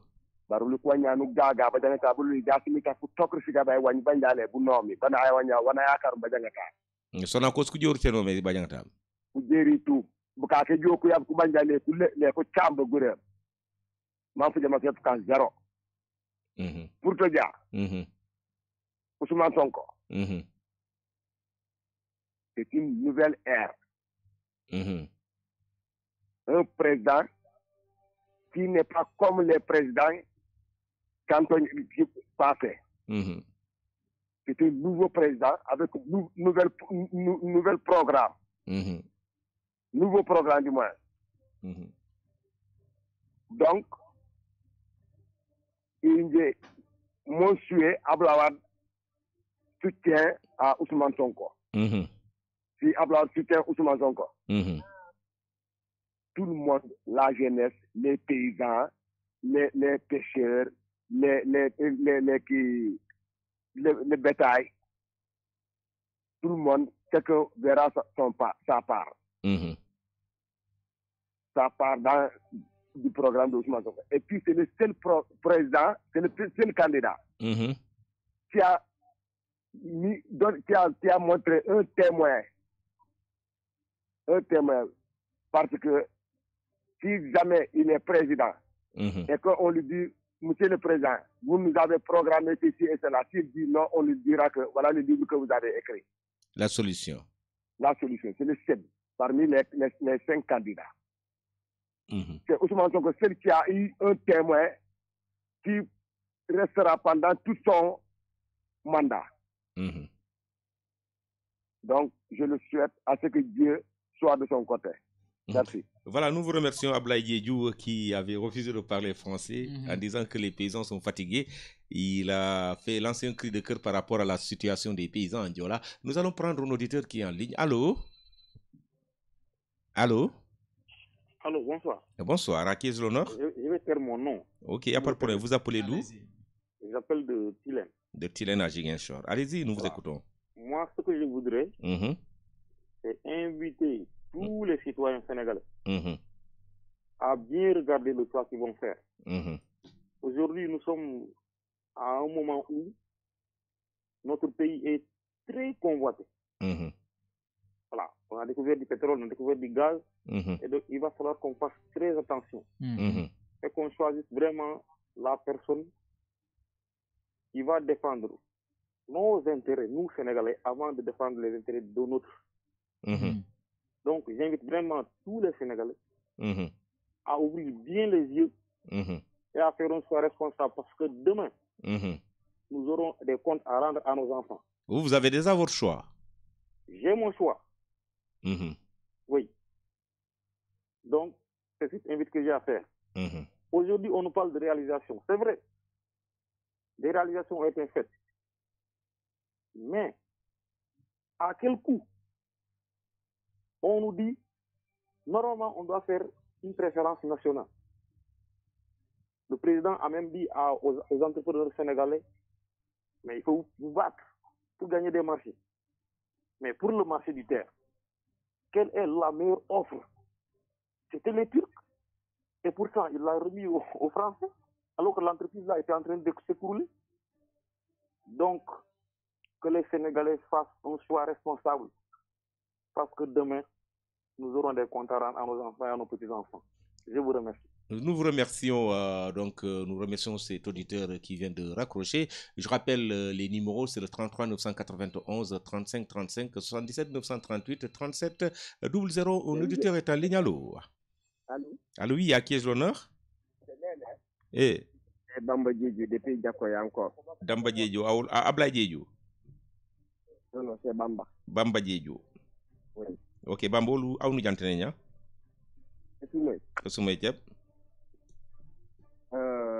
No mama alulu mo.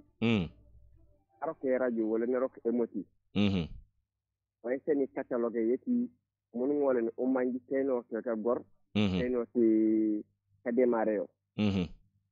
Ba ja problème ni jawji di catalogue. Mais voilà ku libéré ko la tout nen anabaje catalogue di programme yo la. Et Ousmane Sonko. Ok bon.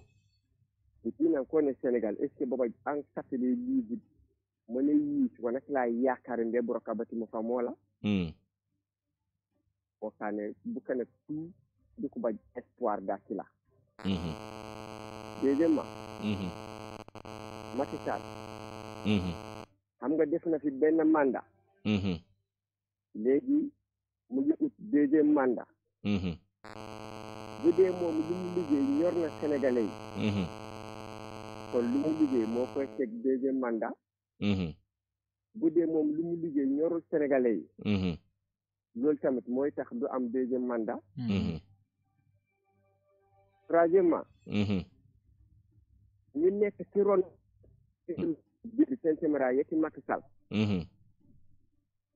vous le savez bien que il y a beaucoup de gens carrément depuis au temps de Senghor beaucoup de dóor karoka yëpp day jaas wax ngoon ne ku développé Sénégal jaas yëpp jusqu'à présent jusqu'à nos jours abuke lo wenya Moustapha Niass Tanor Dieng indi ñewon ko tudde aw ñewon dëgg jóg wala ñum u benen parce que i jame jam bu kana club mata blawa ama man engara nen anyi la wala président wala ma mais aw fan set mati la ba anyi o banu la ton kono sa wakanum kayra yeni suété anyi la wiya mais Karim manakan à présent wala takan à présent yo lolu des na ci xolu sénégalais yi kan jane Karim na yaji yel ko ko seno carte makono Karim jow yañu jité mais ro taburum tu Karim ajawo be kay jinde kan candidat Karim Diat alero an fano tratong éthique mo fa mat Sénégal depuis autant de Senghor ni mu tuti wala tout ni jikaji ko nablawa akatam ko di mo fa mat Sénégal mo kane ko warno wona lo gacce ngalama ana même pour lato mais wana rokum ko rek salo Macky Sall aussi dikapia kolatu baba jedi sen danoro ke defo pour ngol salo mais bokana ko ku souhaité changement yelma mo le titre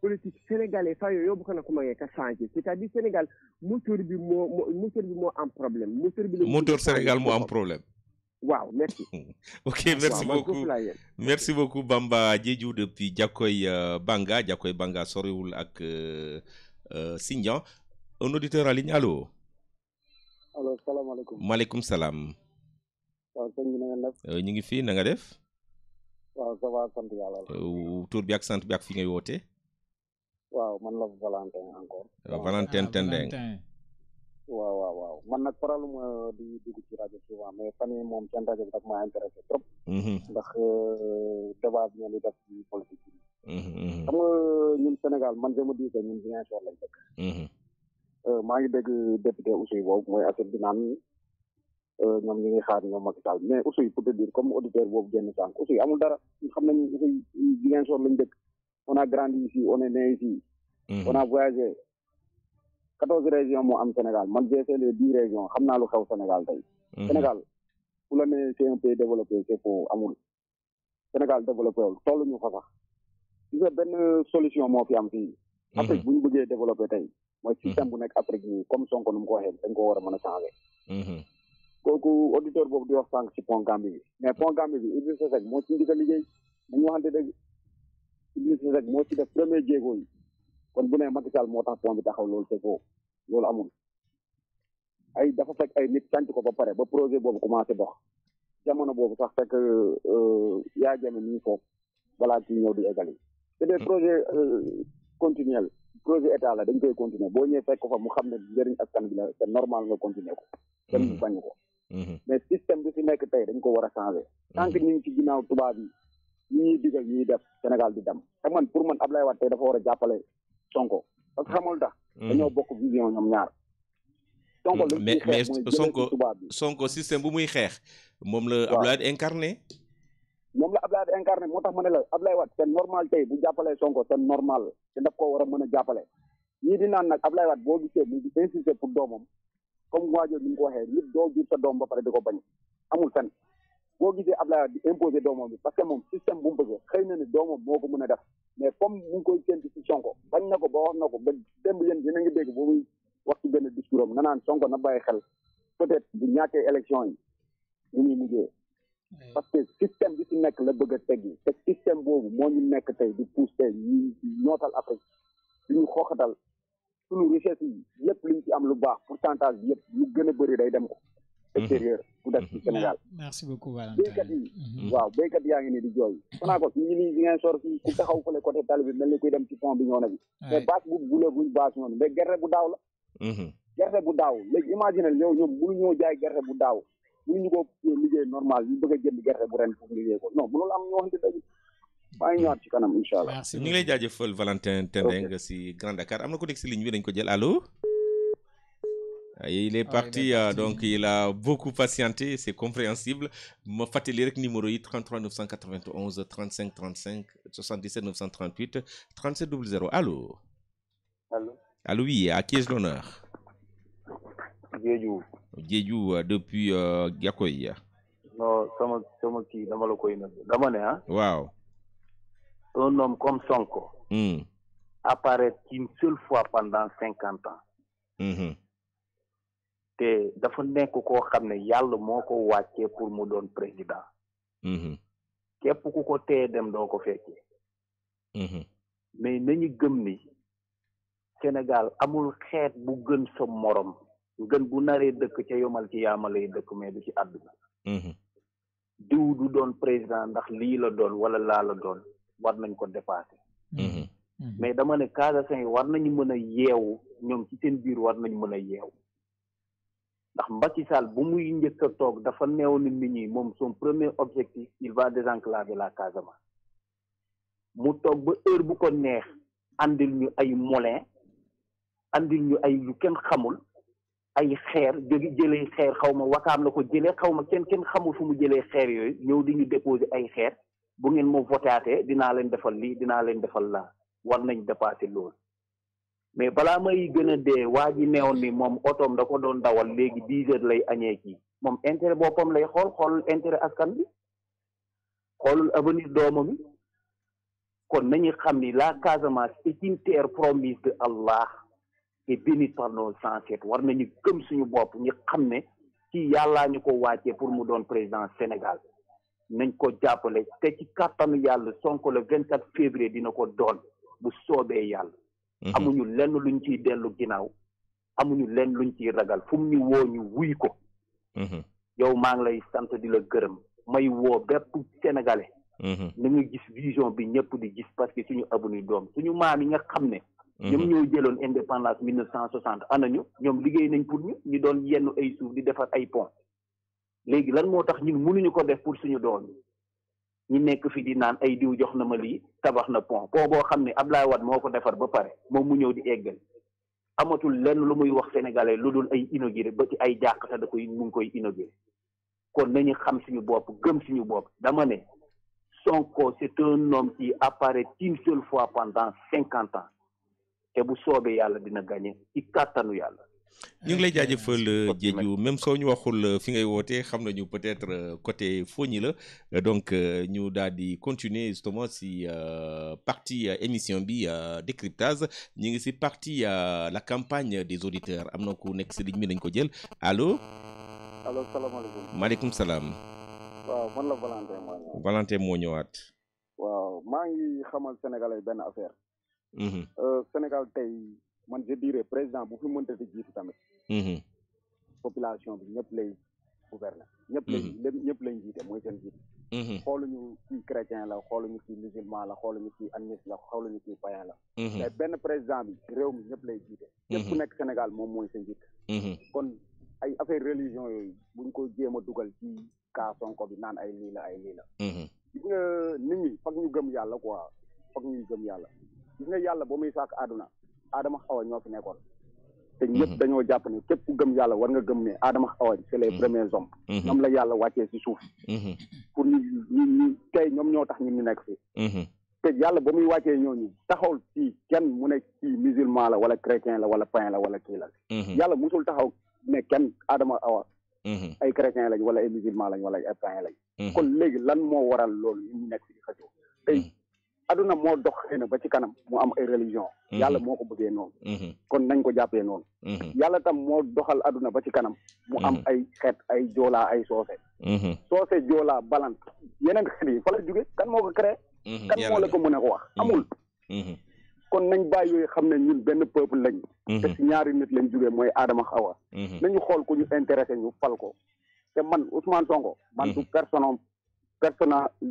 personnage moo ma intéressé mais li muy incarné tey moo ma intéressé ndax gis nga tant que ñu ngi dox ci ginnaaw tubaab bi Afrique du dem loolu foog nit ñi xam ko foog ñu jox ñu suñu indépendance totale parce que instant yi ni esclavage déguisé lañ nekk ba léegi esclavage déguisé moom la ñuy dox nii ndax xoolal ñun mënuñu fi am dara lu baax loo xam ne génnul te dem Europe européens yi mënuñu ci am seen pourcentage nañu wante dëgg foog ñu génn ci système bi foog ñu libéré ñu totalement ñun ñu mën a demal suñu bopp man noonu laa gisee daal waaw ñu ngi lay jaajëfal dañ ko bàyyi ok jërëjëf Valentin donc di nuyu kooku di suñu natango Daouda Diouf bu RFM Dakar mi ngi fii si studio Touré Kunda bu Génération FM peut-être nañ ko invité mu ñëw toog si plateau bi daal di échanger ak moom nañ jël auditeur bi nekk si ligne bi allo. allo oui salaamaaleykum. maaleykum salaam sëñ bi na nga def tur bi ak sant bi ak fooy wootee. sant ba maa ngi wootee ADEA. ok yaa ngi si mool nga. waaw mool laa. yaa ngi si géej bi présentement. waaw maa ngi si waaye moteur bu may dawal sa Macky Sall moo ma ko jox de. ndeysaan. waaw. waaw man daal machine yi naan liggéeyul dara. ndax ay moteur yi ñuy dawal bu njëkk 1,5 million la doon jar. di Macky Sall bu mu ñëwee moo ko def 3 nga rek ngay joxe ñu jox la moteur bi bees. gis naa suñ côté bi avion Tata yi. Tata yi day daw léegi ba suñu 300 rek ngay fay nga ñëw. ndeysaan. bu njëkk oto bi 800 la kalandoo nga doon fay 800 léegi 300 rek da ngay ñëw ba foofu. donc tabax na fii tamit ay château d'eau gis naa fii ay mairie yi nga xam ne dañuy am bourse familiale. am pagaille. naa tamit ñu jël ay police municipale moom moo li dindi. donc yooyu yëpp defar na tali defar na lu bëri bokkuma daal si ñuy naan deful dara de man loolu moom bokkuma si ñooñu. te tamit nañu def ndànk ci affaire tubaab. ñuy wax ni nañu dàkk tubaab yi nañ dàkk tubaab yi suñu jiitu réew yëpp ku fi jógee si dëkk tubaab yi ngay dem toog de laay wax dem la jógee France. ba pare man dëkk yi am seen indépendance totale comme Guinée Conakry yooyu noonu man gis lu ñu rawee Sénégal de parce que fii suñu xaalis bi 100,000 francs boo ko yoree moo 1 million. waaw moo nekk Guinée 1 million léegi ñun suñu buggee dellu ginnaaw wala dañu war a dëgg la war nañuy défendre suñu intérêt dëkk. waaye bu ñu xëree ba tubaab bi embargo ñu fii suñu kaju yi ak yëpp noonu ma fa lañ koy yóbbu de. ñu ko naka yëpp de. du ñu am fu ñu koy jaay. nañu ñi def ndànk ñu ndànk. waaw ñu def ndànk daal baax na ñu défendre suñu intérêt dëkk waaye comme gars yi ni ñu koy wax noonu. man loolu daf ma ragal. dañu dàkk tubaab yi kii nii tubaab bi boo ko dàkkee baaxul de si ñun de. waaw ñu naxan ak ñoom daal comme ñu ne fii pays de dialogue la. man yaakaar naa naxan ak ñoom moo gën. ba ñu dàkk leen daal. waaw maa ngi leen di sant di leen gërëm. merci ñu ngi lay sant di la gërëm kooku di nappkat bi nga xam ne mi ngi fële si ADN si géej bi présentement allo. allo salaamaaleykum. maaleykum salaam. bonsoir monsieur Adem. oui ça c'est Gérald Naran. non ce n'est pas lui, c'est quelqu'un d'autre. ok excusez-moi alors. Voilà, c'est monsieur Sané. Ok, monsieur Sané, vous appelez d'où Sané? Voilà, j'appelle des Caroline. Ah d'accord, Sané, on vous écoute. Voilà, permettez-moi juste de saluer la démarche du grand homme qui vient de partir à l'assurance, monsieur Sirla Dignas. Vraiment, c'est un grand homme qui disait autant. Et je pense que tout le monde s'est rappelé de ce qu'il disait. Vraiment. Qu'un jour viendra, le Sénégal connaîtra la révolution. Et aujourd'hui, nous sommes en train de vivre une situation dans laquelle on peut l'assimiler à une révolution. Et je pense que la révolution sera portée par le candidat Ousmane Sonko. Voilà, les candidats ont essayé peut-être de démigrer par-ci par-là, mais ça n'a pas passé. Moi, si j'entendais dire que Ousmane Sonko c'est quelqu'un qui est en train de dévoiler l'esprit de l'État, moi je me pose, quel est ce secret-là? Un secret qui est contre le Sénégalais. Est-ce que ce secret est un mot secret? Un secret doit être contre notre pays, mais par ses propres citoyens. Et vraiment, moi je me demande beaucoup, en tout contraire de ce qu'on dit, il est président. Nous sommes des Sénégalais. Est-ce que nous n'avons pas le droit à savoir ce qui se passe dans ce pays-là? Vraiment. Nous avons le droit. Et si je reviens par rapport en tout cas au bilan je sais pas, le bilan qu'on appelle, je sais pas quoi. Mais moi ici dans le Bignona, là je suis. Allez, vous savez très bien, vous êtes des varons de Bignona. Vous savez très bien que on ne peut même pas voir à l'œil nu ce que le parti au pouvoir a fait dans le Bignona. Il y a les pistes, il y a des pistes de production d'allophonie. Il y a la boucle du bluff. Vous connaissez la boucle du bluff, non? Vous connaissez le nom? Une route qui n'a même pas fait 2 ans, même pas un match qui commence à se déverser. C'est sur ça. Si vous prenez le Koutego à Bolondi, allez-y là, vous allez voir. C'est pas juste ça. Si on prend les barrages d'Affignam et les rizières de Kalonaï, suffisait seulement pour que le Sénégal allait devant. Moi, je n'ai rien contre les Sélégiens. Mais je dis souvent aux gens, ici, chez nous avons ce qu'on appelle les rizières. On n'a pas besoin d'aller dans un champ, aménager quoi que ce soit pour faire des riz. Chez nous avons des rizières naturelles. Et pourquoi, hein? Allô? Allô, oui, ça, on vous écoute. Voilà, vous m'entendez. Moi, je me suis posé beaucoup de questions. Mais chez nous avons des rizières. Vous allez dans le café, il y a les rizières, dans les canaux, il y a des rizières. Le phare d'Afrique est là. Ah, mais quand même, on se pose la question, mais finalement, je me suis demandé, mais qu'est-ce que veut ce régime-là? Qu'est-ce qu'il veut? Et je suis d'avis avec la Cour de justice, il disait, il préfère de se nourrir de ses propres idées que de se nourrir des idées et de passer de trucs. C'est à cela qu'on finit de nous faire nourrir ce qu'ils pensaient. C'est fini. Ils n'ont qu'à partir et nous laisser ce Sénégal-là. Merci beaucoup, Sané. Voilà, merci beaucoup, Sané, du côté des Kalounaï. Il nous reste quelques minutes seulement, Mohamed Tidiane Ndiaye. Nous allons prendre 5 auditeurs. 5 auditeurs, les 5 derniers auditeurs, on va prendre. Un auditeur est en ligne, bonsoir. Ñu ngi fi na nga def? maa ngi leen ñam jàmm baax baax. Ok, tur bi ak sant bi ak fi ngay wootee? maa ngi leen di wax ba ci Louga marché Bokot. Marché Bokot. maa ngi siyaare Mouhamed Ndiaye baax a baax a baax. Mi ngi lay dégg waaw. Mouhamed maa ngi lay siyaare de. waaw ñu ngi lay fay bu baax. merci beaucoup maa ngi am jàmm baax ñu ngi am jàmm kan la? Bassirou Diop Bas Diop. Bas sant bee ko yàq gra. moo ko neexal yu sew na xam naa dañ ñëw teg lay doon. man Jóobe nii laa faral yow Bas. faral ak man démb de ma sant ba sonn bëgg a dugg ngeen da ngay ree ba tas xam naa njaan bi toog foofu moo tax dara mënu ma dugg. mais gars yi moom seen waxtaan bi seen débat da ngay ree ba tas mais man de li ma mën a gëm moom moo de man daal jox ma eggale moo ma gënal moom jox ma tàmbali man de loolu laa gëm. jox ma yeggale. waaw moo gën de jox ma tàmbali. man de moo ma gënal wax dëgg yàlla man daal maa ngi jox ma yeggale moom moo ma gënal jox ma tàmbali ndax parce que damay tàmbali ndax moo fa lay tàmbali te kii man nga ne gis nga lu mu mën a def sax loo xamante ne mën nga cee jàpp moom ni ma jox ma yeggale moom ma ëppal solo fuuf jox ma tàmbali. yaa ku nekk moom da ngay wax sa xalaat rek kii di wax naan sama pont moom a gënal ku nekk mais nit ku ne da ngay xool fekkee da nga ni ba président moo fi nekk.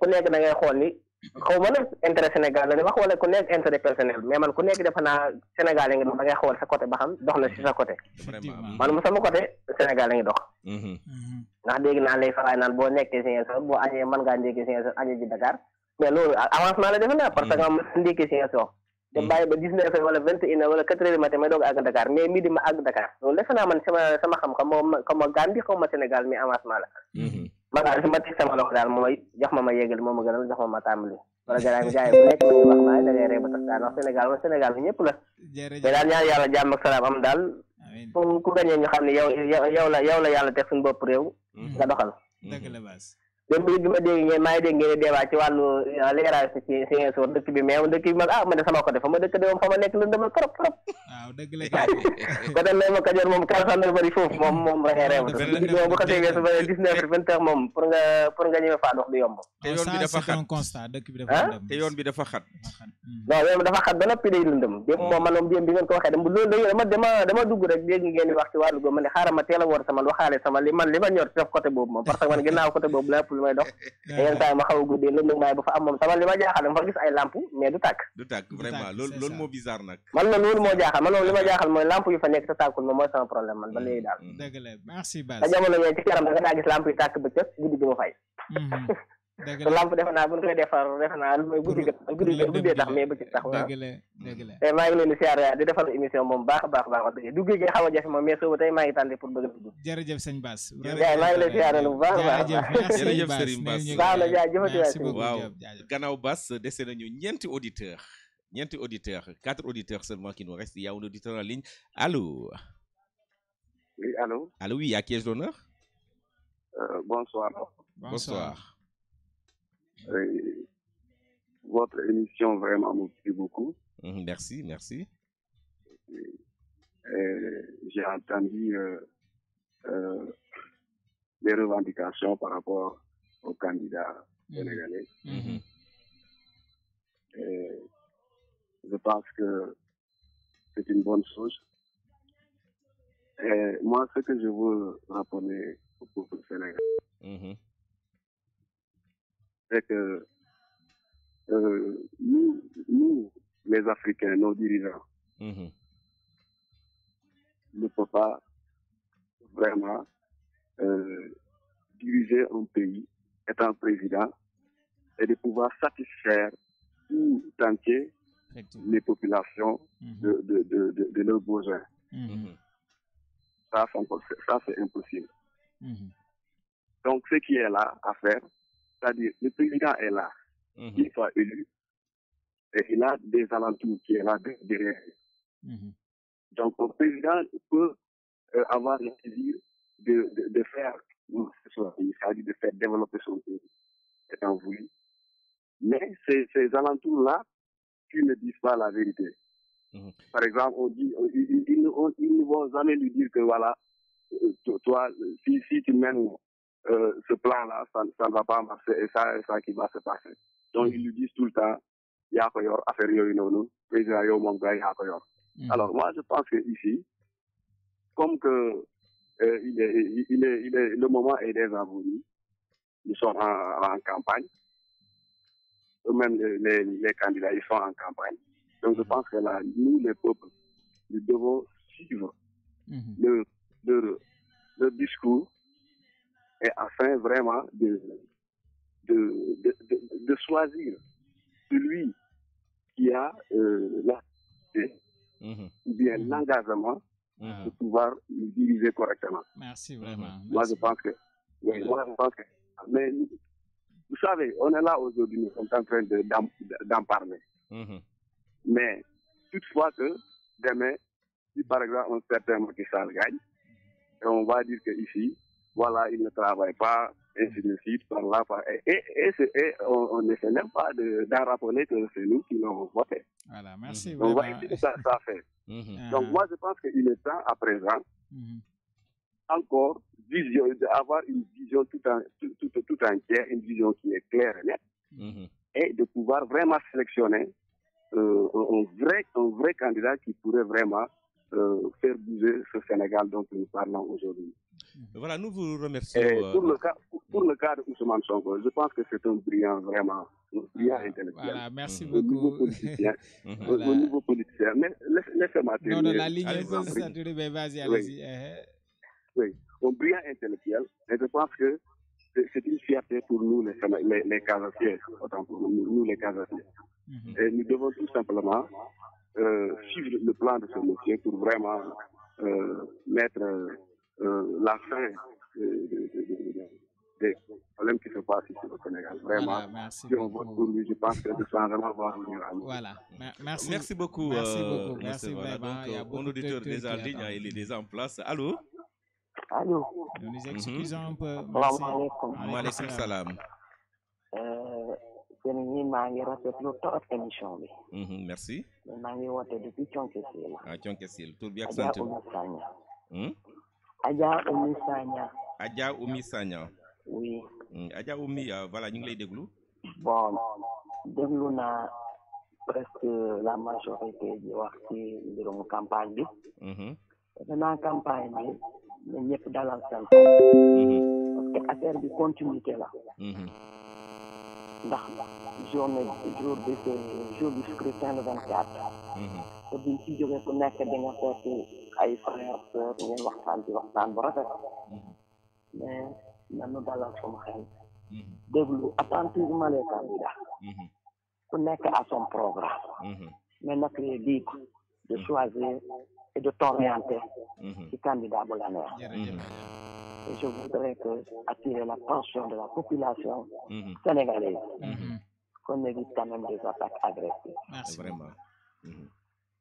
maa ngi rafetlu kii émission bi sax yeex naa dugg dëgg la parce que chaque président a commencé par Senghor affaire bi continuité la Senghor ba muy wàcc te moom sax dafa démissionné bàyyi Abdou Diouf mu continué Abdou Diouf ñëw ci élection mu gagné nekk ak Ablaye tamit di xeex ak moom ba Ablaye Wade jël pouvoir bi mais Ablaye Wade du ne Abdou Diouf deful dara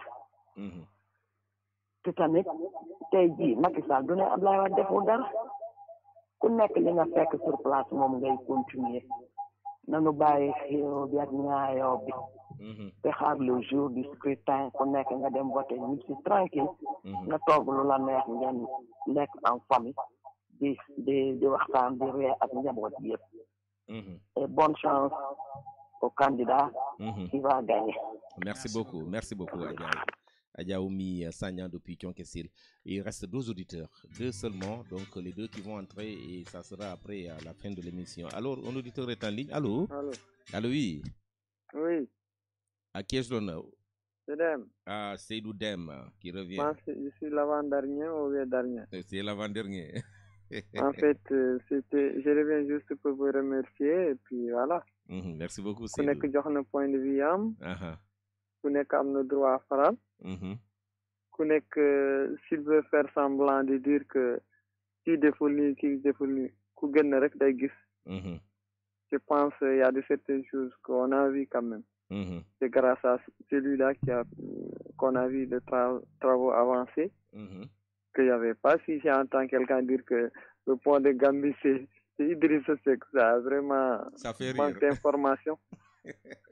Idrissa Seck musul dem foofu gaa ni ça c'est 100% Barrow match.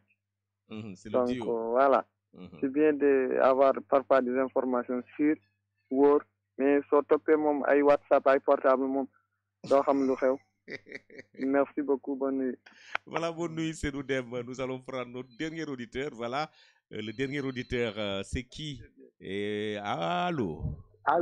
À qui est-ce l'honneur? Kasumay Thiam. Inja jola pur. Ba ninje baka sanke ku jola. Y a pas de problème. Voilà, inje kono Basfleur. Basfleur, dégg nga olof, lakal olof ñëpp dégg Basfleur. Bukan dia nak olof, dia nak kesan kena kuburan. Yo lah, tale wala tu serega. Wah, d'accord. Waaw ñëw bul ko diga. Yo, ayo mo amam ni la jam. Amam la jam ku andi kay ku jola. Te wala tu serega ko ne. Donc njom ne sa bu kan ak tu. Ma njom ne law kayra e fang me ju pola. Amin waay. Matik Sénégal yo la laal burum. Candidat ku ke dunya tu. Ku candidat san dunya tu kola laal. Ku sabari, ku kana Jack, be fula free. Ano wan o manje ana sola mi manaka na présidence abeteno carte yola. Voilà, je pense que au kana mo Jack. Wala tu panola ko adi kaire ano san panola ko ni kaire wala. Ka tu mati umu pa kama umulata kama ano sana manjut. Ana manjut de emite. Ana manjut de. Jack ngona yakar umu ne monu yakaro nya Jack no pour la bu cher. A pour weekend. A pour bu cher. Ha. Ah, ya. Merci, Basfleur. Parce que Wantobi, on l'a mangé. Je vous remercie. Merci. Je vous remercie, Basfleur. Dernier auditeur. Il est en ligne déjà. Allô? Allo, salam alaikum. Maaleykum salam. Gis nga am na ku fa. Waaw, seen émission bi intéressant na trop. Man la Valentin maa ñëwaat. Valentin. Jërëjëf Valentin, merci. Waaw, man ñëw ma nag pour tonton rek quoi, mais pour wax kooku nay ut information baax parce que Idrissa Seck dem na wax affaire pont bi moo yaay jëmee. Voilà Barrow di installé si pont bi yàgg na xam nga projet bi mu ngi bokk projet Guinée Bissau gis nga pont boobu ñu def Bissau Ben Lone, effectivement, à l'époque, Idriss Seck était Premier ministre. C'est un financement de la Banque africaine de développement. Effectivement. Donc, depuis temps, Diawara sax commencé nañ di koy waxtaane mais sottiwul. Ba ci donc yàgg na quoi, effectivement. Idrissa Seck, il avait donné son grain de sel ci wax jooju ci wax bon. Voilà. Waxtaan na ci ak Yaya Jammeh loolu laa ko bëgg a xamal. Ok, moom moo ko defar. Parce que Idriss Seck, à l'époque, il pilotait un projet qui s'appelait les grades de convergence, qui visait à désenclaver beaucoup de localités. Effectivement, ça entrait dans ce cadre. Merci, Valentin. Effectivement damay ñëwaat ci kii bi mooy mool boobu nekk Adéane ñun ñëpp waa Ziguinchor lañ man damay yëngu ci commerce produit yi muy wax day dem extérieur di ñëw affaire yooyu gis nga même le blanc il vend ses produits au Sénégal da ngay ñëw fii tey boutique sénégalais bu gën a tuuti nga fekk fa Hollande ci moutarde boo xam ne Hollande la jógee. C'est ça produit mais pomme de terre day manqué fii Sénégal fa la pomme de terre bi di jógee du Hollande lay jógee wala nga gis saako Hollande soble Hollande pour lui dire que ñun même bu ñu tëjoon suñu bopp am na seen produit yoo xam ne ñoom forcé dañ koy bëgg a dugal si fii te ñun dina am suñu produit yoo xam ne par force dañ koy dugal foofu mënuñu dara man ce que je regrette dans ma vie tey dinaa la ko wax c'est la colonisation man je le regrette parce que bu ñu bàyyoon ñu dund comme ni ñu doon dundee bu njëkk ba on n'aura pas connu l'école aujourd'hui bu ñu ko xamoon technologie bi tey bu ñu yaakaar ni peut-être moo ñuy développé moo ñu gën a sonal parce que boo xoolee technologie ba mu ñëwee ba léegi bien vrai am na avantage mais sànq na lu bëri tamit ci dëkk bi surtout nous en Afrique yàqal nañu lu bëri bu ñu bàyyi di continuer suñu système troc boobu sans xaalis xëy na tey waaw suñu système troc bi échange de produits foogoon naa ni tey Afrique day nekk stable te lu ñu bëgg peut-être suñu ressources minières yi ñuy wax ni yooyu yëpp duñ ko xamoon sax mais comme loolu tolluñu fa dañoo dem ba dépassé foofu je dirais que c'est trop tard mais système bi fi nekk dañoo bëgg tubaab bi libéré ñu ñu mën a demal suñu bopp parce que on a cette technologie là on a des gens experts qui peuvent exploiter notre sous-sol te dinañ ci dem c'est le seul moyen qui peut développer un pays c'est la culture yàlla boobu ñuy sàkk ba aadama xaw a pêché daf leen ne di ngeen béy suuf si vous allez cultiver la terre vous allez souffrir pour ngeen mën a dund kon nañ jàpp ni suuf si tey bi ñuy dëgg di dox ci kawam buñ ko jëfandikoo buñ ko béyee nuñ ko waree béy dinañ ci lekk te dinañ ci dund te kenn duñu dox seulement nit ñi bëggatuñu béy loolu mooy problème bi nit ñi béyatuñu surtout waa Bandial surtout waa Bandial waaw non mais moom laa lay wax man je te donne des exemples concrets am na lu am la existant la tant que maa ngi dégg nga naan Grand Dakar laa dëgg man je suis de Colobane maa ngi Colobane ok Valentin dafa juum merci Valentin ok Valentin nañu béy suuf si ku ñuy jàppale ñu béy suuf si ñu lekk si non foog naa ne moo ñu ëppal njëriñ parce que tey Europe boo fa bu ñuy wax noonu les plus grands Richard c'est des éleveurs et des cultivateurs wante dëgg kon léegi ñun lan moo ñu tere béy suuf si te yàlla loolu moo nekkoon lu ñu tegoon natt bu woon béy leen suuf si ngeen dund ci ngeen lekk ci kon xanaa ñun gëmatuñu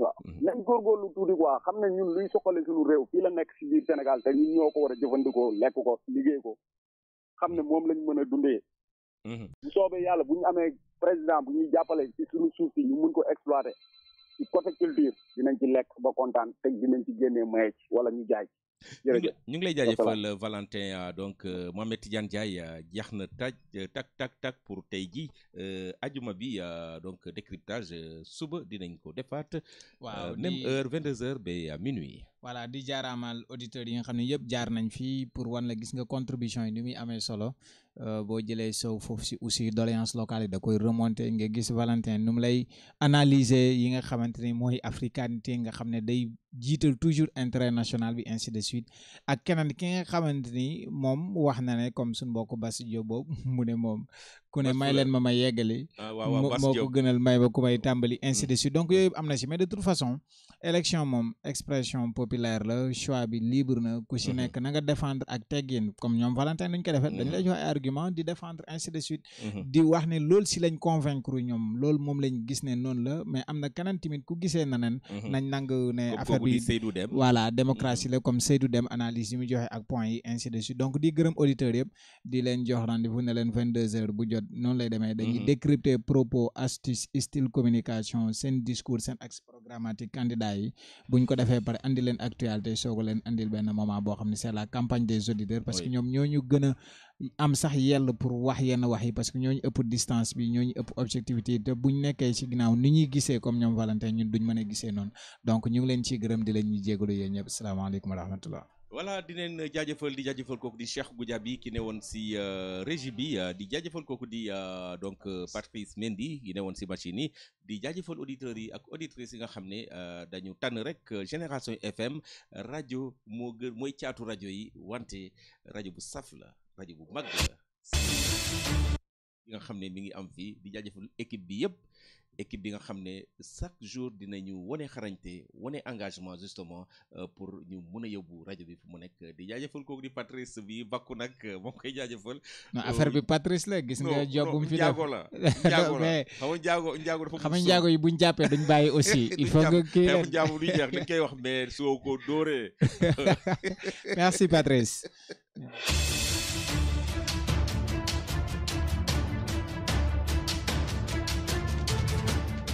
ngir campagne électorale bi war a commencé ñetti fan ci weeru février ci atum 2019 gi ñu ne Génération FM jël na ay matuwaayam ba indi ay émission yu yees yu war a am